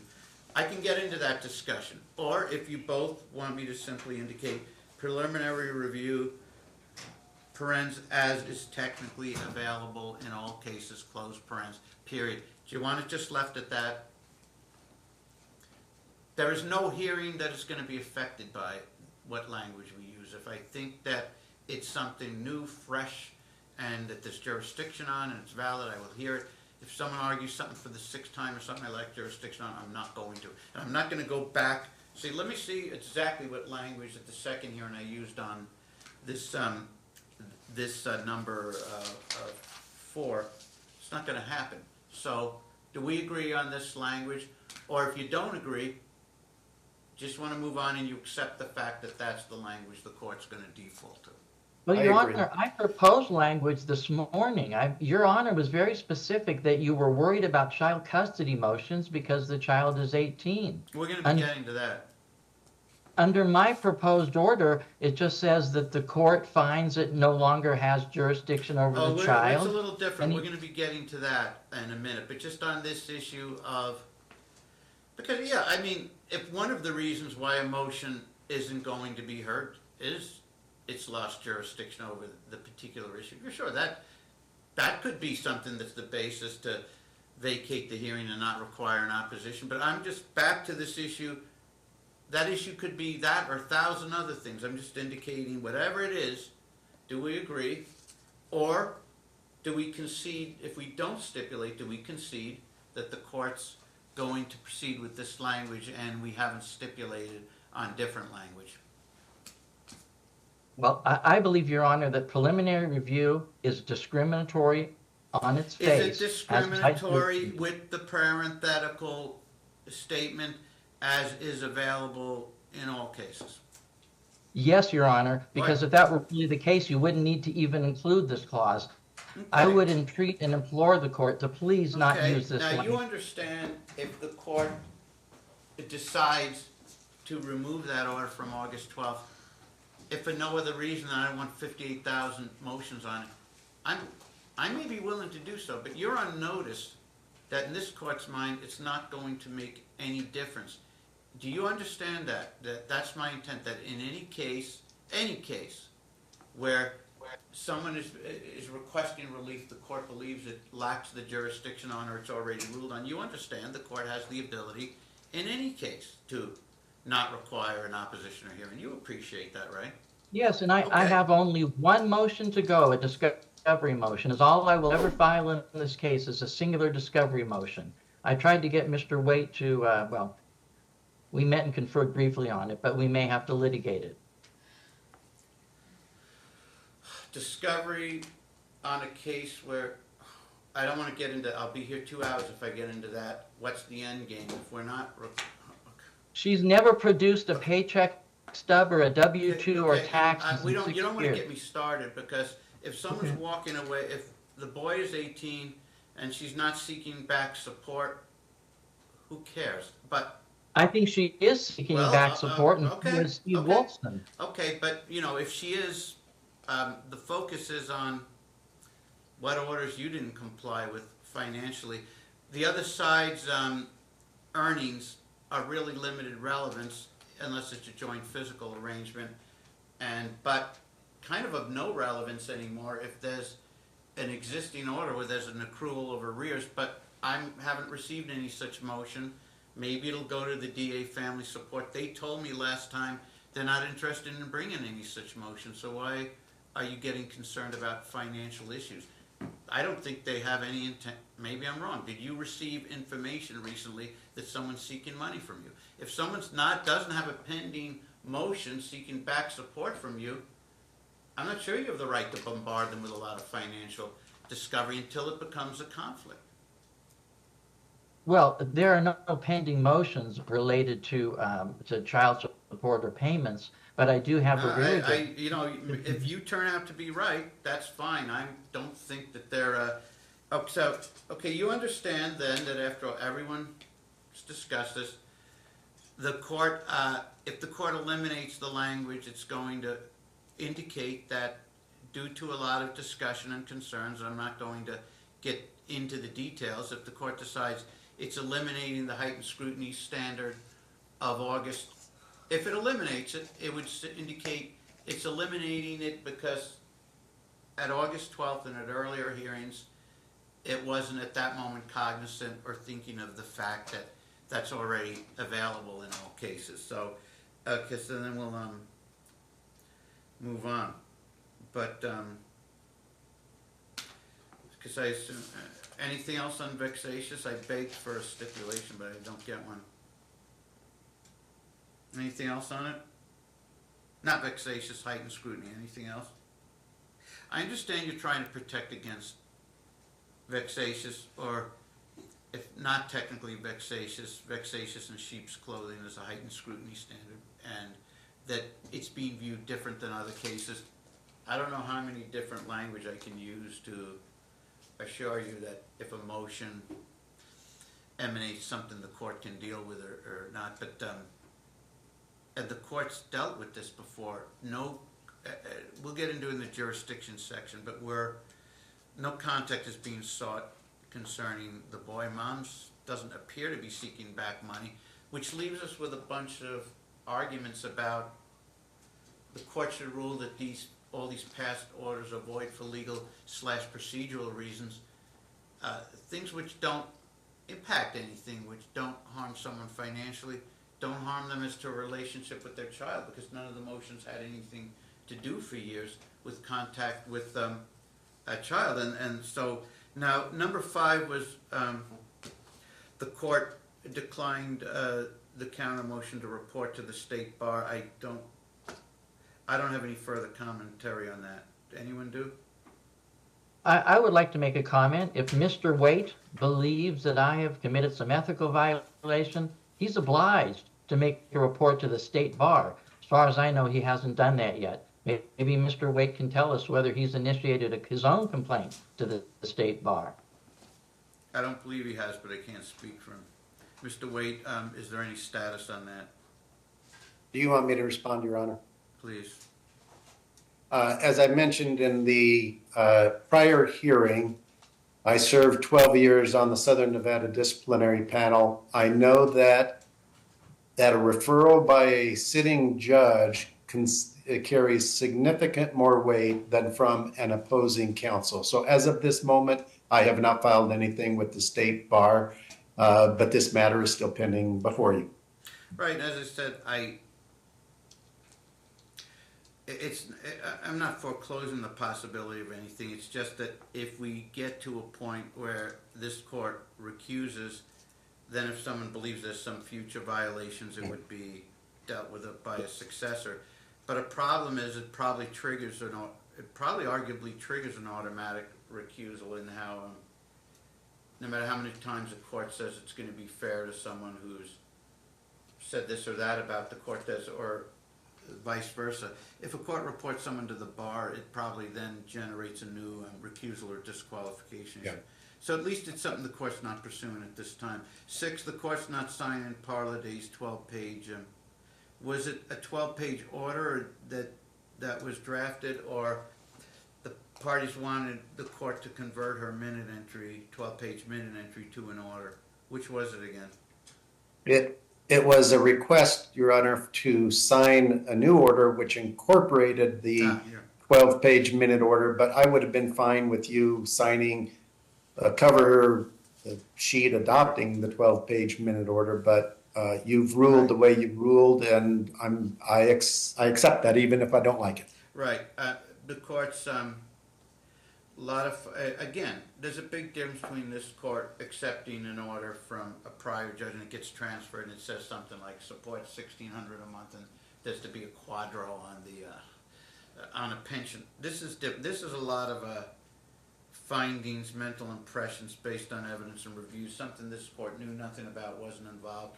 So I'm not signing it. If the parties want to pursue signature through Judge Parladay, I suppose they can. It sounds like Mr. Phillips had no interest in that last time. If Mr. Waite does, just keep Mr. Phillips in the loop so that if you submit it, he can send a letter to that department objecting. Well, am I correct that you indicated you didn't want it signed by this court nor Judge Parladay, or I'm trying to recall correctly? Well, from where I'm standing, Article 6, Section 4 of the Nevada Constitution expresses... Okay. You should learn by now. I'm not interested in things where I'm lecturing the judge on the law, but I'm not going to tell the judge what I want or don't want. There has to be the court doesn't have to entertain, and is not permitted, in point of fact, to entertain legal argument until I know there's a conflict or if someone desires something different than what's requested by the other side.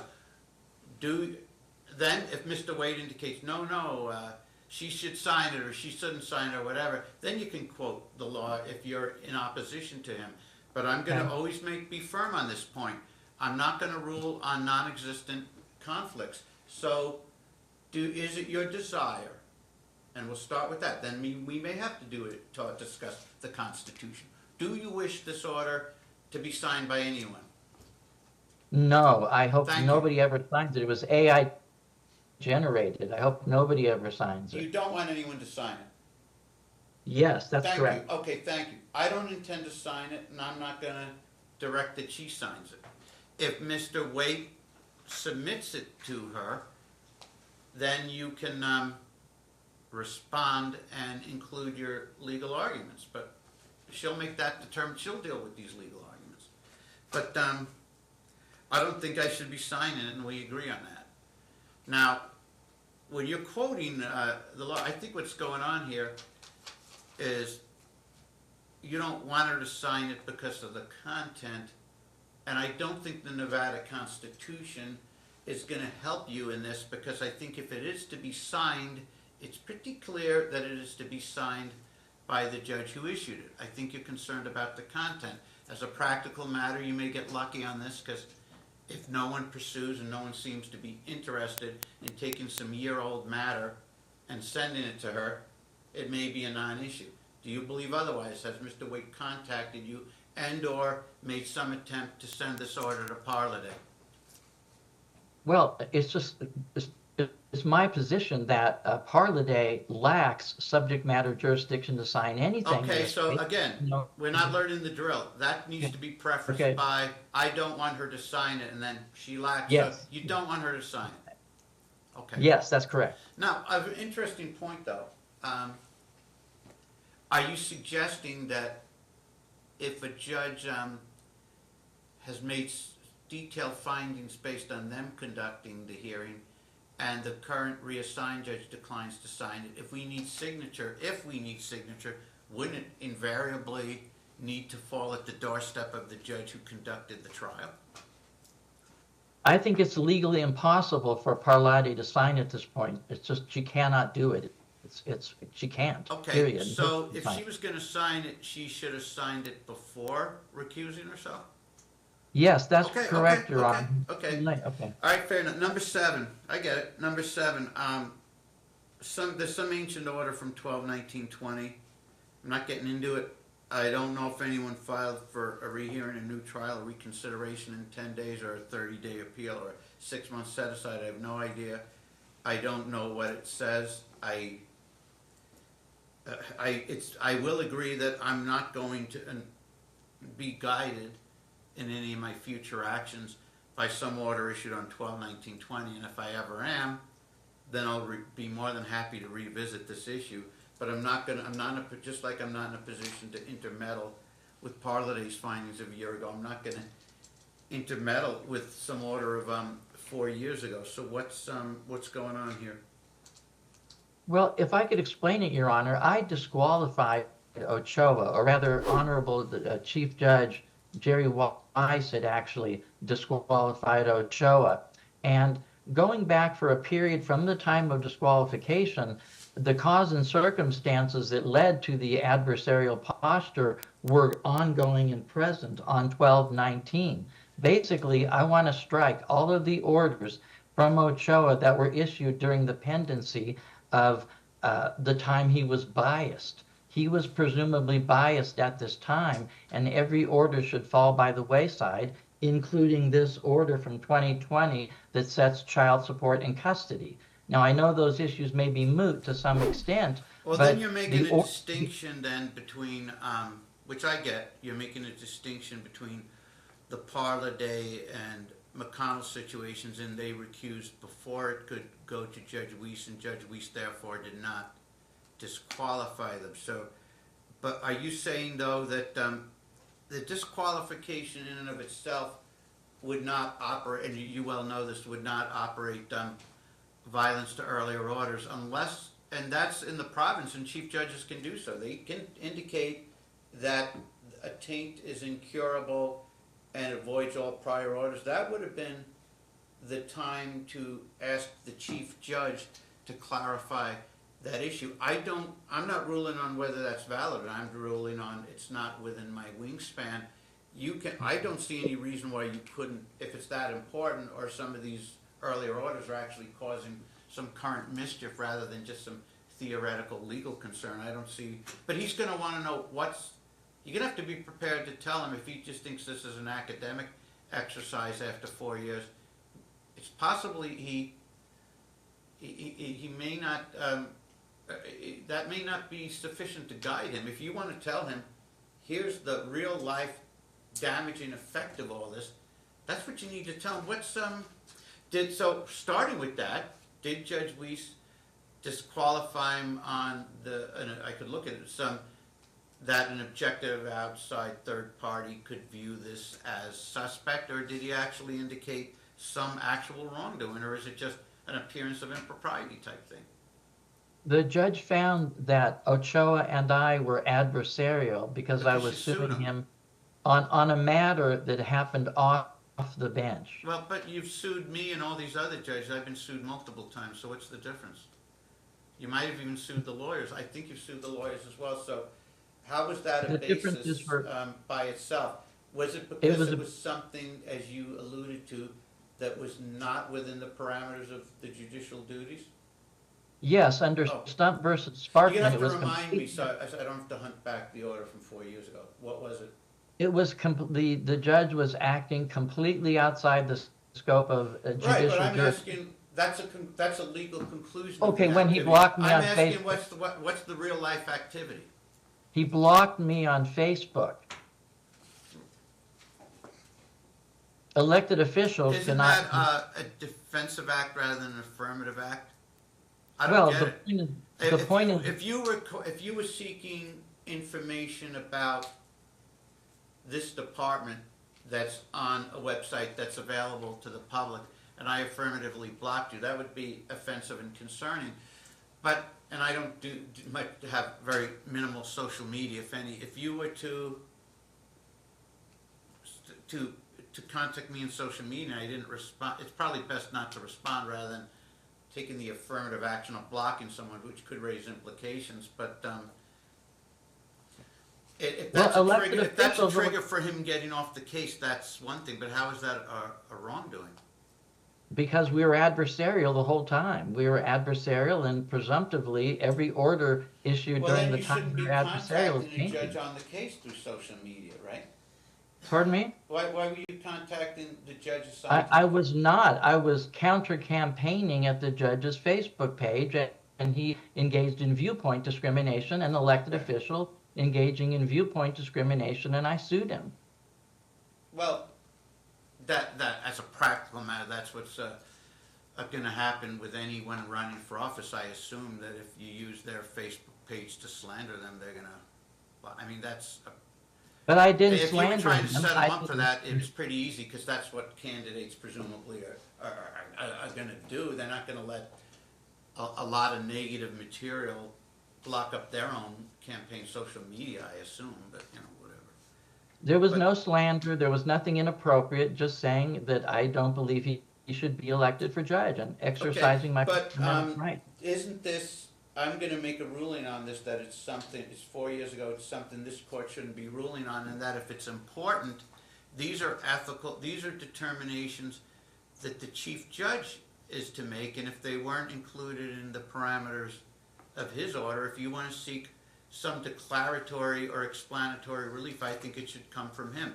If he directs this court, no, it should go before this court. He says if he wants Henderson to handle it, and he directs me to handle it, I'll handle it. I just don't think it's appropriate because I think it's within the mix of the whole disqualification chief judge recusal analysis. It's so integrally interwoven with that I don't think it's appropriate for this court to get involved. I'm not commenting on who did what or what's proper or not proper. I'm not saying you're not right. I'm just saying I don't think it's appropriate for me to get involved. If you want to send some declaratory correspondence or formal petition before Judge Weiss that you want him to further clarify this issue from this this recusal or this disqualification order from 12/19/20 to the point where you want the current judge to rule on something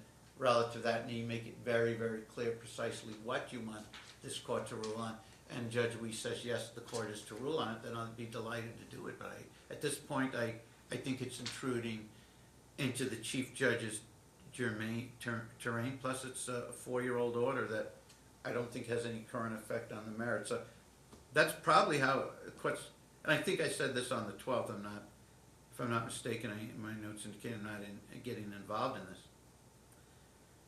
Mr. Waite, anything on that one? No, Your Honor, your ruling today is consistent with what you announced on the 12th. Okay, and I knew nothing about it. So if you want to take it before Judge Weiss and you think that it's erroneous and that this court should be ruling on it, why don't you take it up with him? Well, thank you, Your Honor. We'll Sure. consider that. Thank you. Yeah, maybe he'll, number one, clarify the matter totally to your satisfaction, or at least he'll deal with it thoroughly, whether it's fully satisfactory or not. Or it's possible, I think a little unlikely, but I could be wrong on that. I don't think it's going to be referred back, but I could totally be wrong about that. And if I am, then I'll be happy to deal with it. Number 8. The court may recuse when all loose ends and pending matters are ruled on. The problem, I'm assuming that's acceptable since there's been multiple disqualification requests. My greater concern is when all loose ends going to be ruled on. Even though the boy reached 18 in March, it seems that we have an endless parade of motions to correct or avoid earlier orders. And those are orders as to legal/procedural points. None of them seem to be seeking to correct or change some visitation or contact order. So with all those qualifiers in place, and Mr. Phillips, do you have an objection if once we wrap all this up of everything that's pending, this court issues a recusal? If you're asking me exactly what grounds I'm going to reference, it's a good question. But I think I'll find adequate grounds.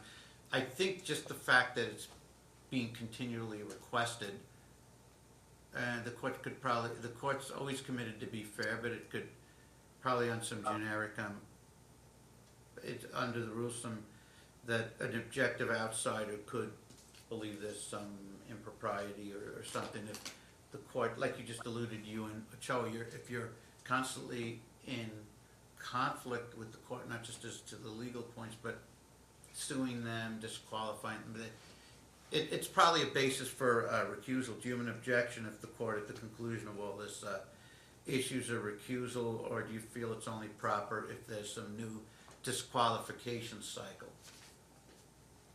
I have no objection, Your Honor. Okay, so you don't object if after the court issues the order from today's hearing, it includes a recusal, which would mean that future matters are reassigned to a new judge? No objection, Your Honor. Okay, thank you very much. Mr. Waite, anything on that? Yes, Your Honor. I may surprise you, but I vigorously object to that.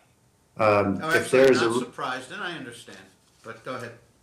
if there's a basis, and I do not believe there is, but if there's a basis for you to recuse yourself, then logically that basis would exist now. Just simply someone continuing to ask for recusal is not a basis to recuse in any of those steps or at the end of those steps. What I would fear, Your Honor, is we would lose the value of your knowledge and familiarity with this case. But you'd also lose my impatience and irritation at times, which neither Well, of you welcome, and you we- may get someone a lot more patient. That could be, Your Honor. I appreciate that offering. But what I'm more concerned about is once you recuse yourself, then the next onslaught of motions to vacate as void your orders will come before the new judge. So I don't think a basis exists to recuse yourself. I don't think that you can just recuse yourself. There's got to be a basis, and no basis has been articulated. This may be another non-issue, but I don't think preliminarily you should issue an order now saying, once this case is over, I'm going to recuse myself.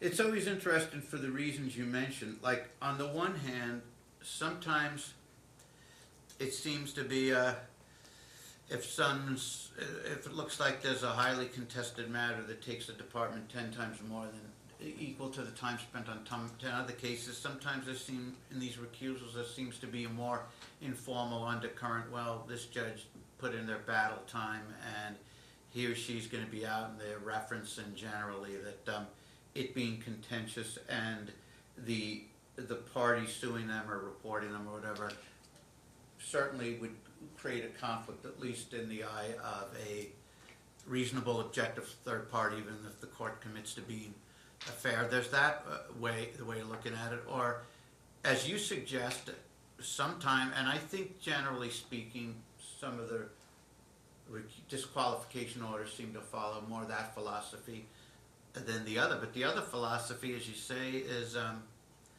it's really interesting by issue you're getting into, which is something as to pre-existing conflict.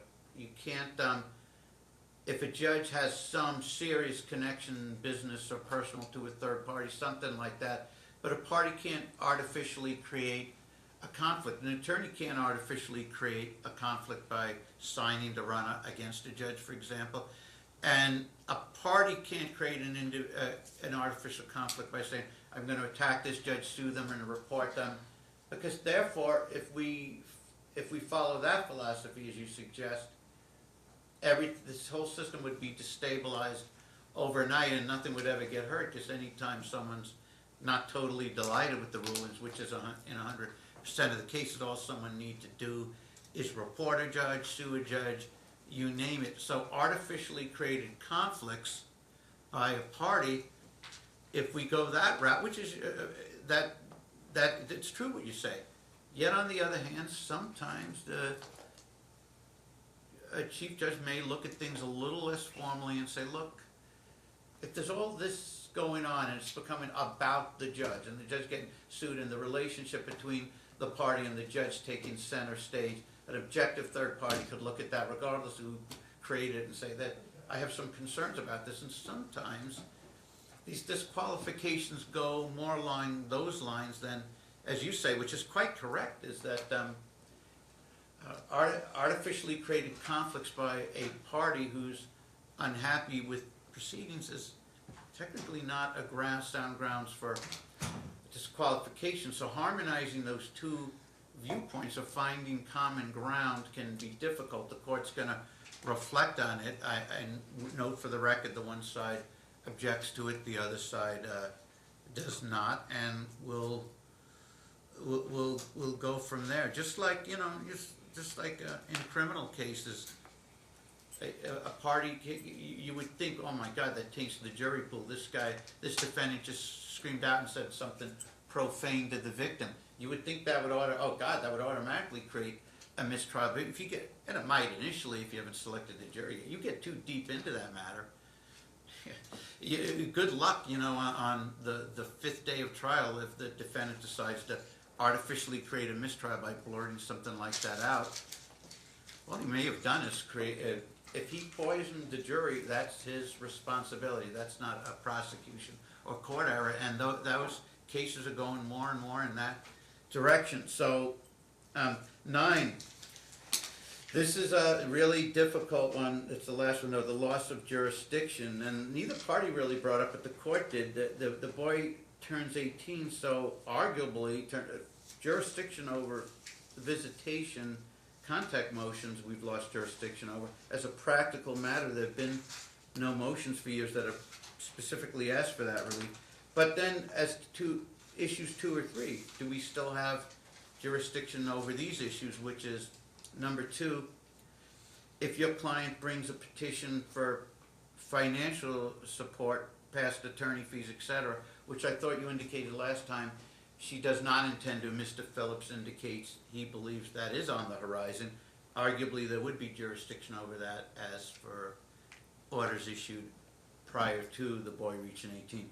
Likely, also number 3, Mr. Phillips' motions often correlate around illegal/procedural points and earlier orders that he once voided and corrected.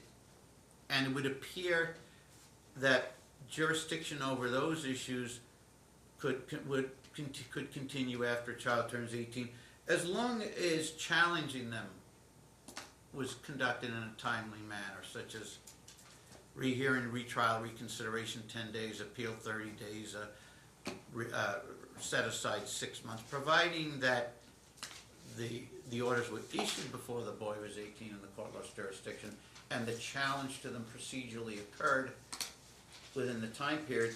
Arguably, jurisdiction would remain over those issues, and it's best probably to just take those as they come.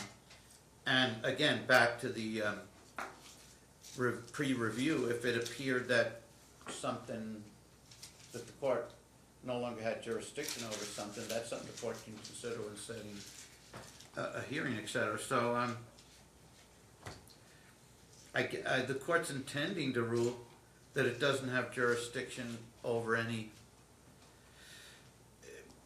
visitation/custody issues, which no one seems interested in at this point anyway. But I suppose jurisdiction would still persist over finances if they're pursued, and I suppose jurisdiction could still persist over challenges, legal/procedural challenges to orders providing that those orders occurred before the court lost jurisdiction and that they were timely challenged. Now, these orders we're ruling on today, the boy turned 18, I believe, in March, but these were all pending and ready to be resolved by the court, I think around February or March, prior to the court, a new disqualification, freezing everything. Plus, it gets more complicated because does jurisdiction extend to when he graduates high school if he turns 18 in March? Arguably, yes, or if he graduated in May. And if support jurisdiction, sometimes interpreted as running, if you turn 18 during the 12th grade, it runs either, the statute actually say 19, but usually interpreted as stopping the month of graduation. Now, if jurisdiction over support can run to 19 or to 18 and a half or 18 and 2 months, would jurisdiction by necessity have to continue on visitation / custodial issues for that same time? And I've never seen a case that gets into the weeds to that amount, so I don't know. But do the parties agree no one's seeking visitation custodial rights and that the court's lost? It's probably a meaningless order because there are no motions on visitation, but do we agree the court lacks jurisdiction to entertain those at this point? And then we'll move on to these other two. Do we agree on that? I believe so, Your Honor. Okay.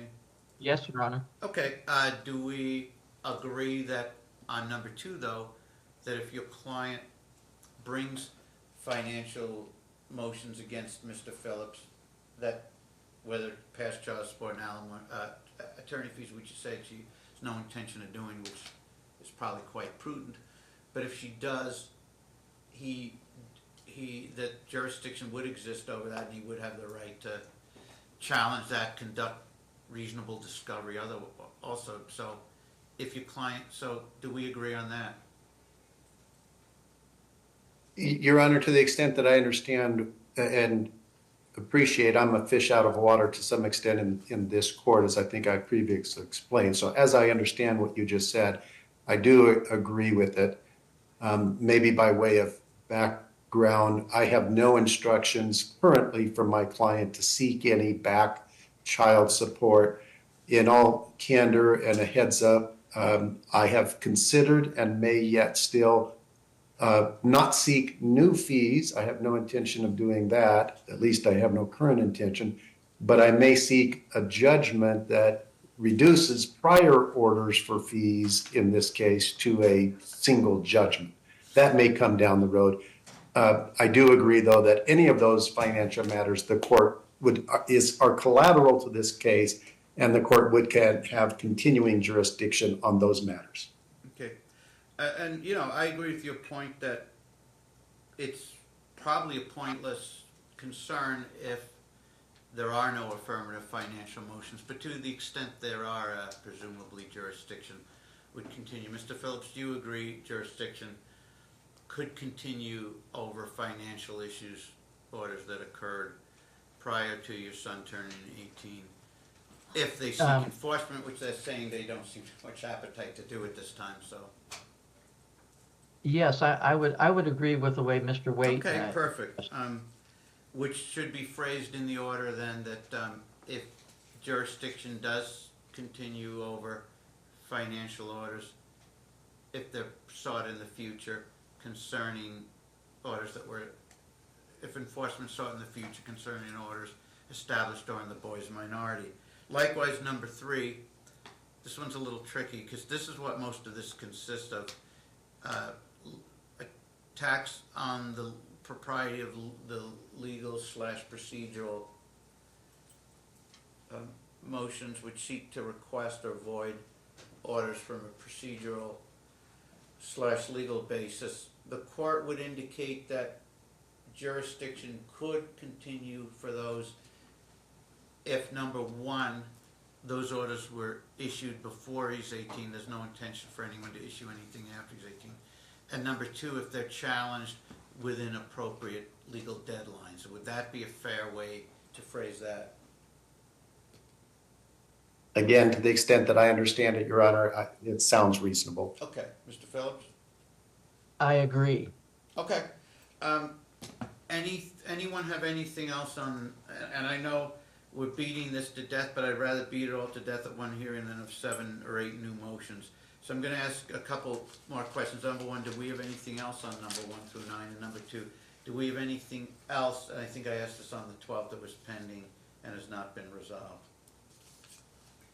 And Ken, Your Honor. if you have something you want resolved that you didn't bring up, and the other side's willing to do it, if it can save us a motion or avoid any pending motions that are already filed, that's great. So, anyone have something else on 1 through 9, and if so, which one? None from the plaintiff, Your Honor. Okay, Mr. Phillips? Nothing, Your Honor, thank you. Thank you. Is there any additional matters which we could, with due haste, resolve now and save us future? Is there anything pending? I could check. I didn't see if there was any.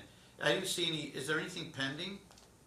I don't believe so, Your Honor, from the Okay. plaintiff. Is there any motion that's being considered as to any language or orders that someone wants corrected or whatever? Not from the plaintiffs, Your Honor. Mr. Phillips? Nothing, Your Honor, thank you. Thank you. Now, should the court, do the parties agree it's appropriate for the court to issue these orders to indicate the impressions on the jurisdiction, and then to, if it decides to issue a recusal, include it in the order? And also probably have a minute entry entered on it so the clerk's office knows to redirect it. I guess that's what the court's intending to do. It raises the question, why does there need to be a new assignment unless there's continuing jurisdiction over some issues? So we've agreed that the ending of jurisdiction at this time just technically concerns motions concerning visitation or custody, but not the financial matters or the correcting of past orders. Okay, very good. Again, I apologize for getting really grumpy or impatient, but more to the point on number 4, because I just thought we were, the heightened scrutiny thing, I just thought we would repeatedly go in circles, and it wasn't being appreciated, the fact that the court never would have issued that order, probably had it not reflected on the fact that there's already that authority via local rule. So, Thank you, Your what Honor. what else for today's purposes? And again, I appreciate everyone's patience, long hearing, and short notice, and no remuneration on either side, and I get that. It's very, very difficult and stressful, so I appreciate that, both of you. Is there anything, Mr. Phillips, is there anything as to... Yes, Go ahead. I would just like to make a statement if I could. You know, of all the hearings I've had in family court and in civil court, you know, I've litigated extensively, and today has been one of the most, I want to say, satisfying and complete analysis from the bench. And I wanted to thank Your Honor. I mean this. It's a heartfelt thank you for spending the time to go over the minutia. And respondent is grateful, and I wish to state that on the record. So thank you, sir. It's very much appreciated, but I do have to apologize, though, for on number 4, where I blew my stack a little because the heightened scrutiny thing, because I just thought we were really getting circular on it, and it was going on, and I didn't mean to. But very good. Anything additional from anyone? I'm sorry, anything additional? Nothing from plaintiff, Your Honor. Thanks so much, Mr. Phillips. Anything additional for the purposes of this hearing? Nothing else but to say thank you, All right, Your Honor. thank you very much, and you guys have a great weekend. Thanks so much. Thank you, everyone. You too.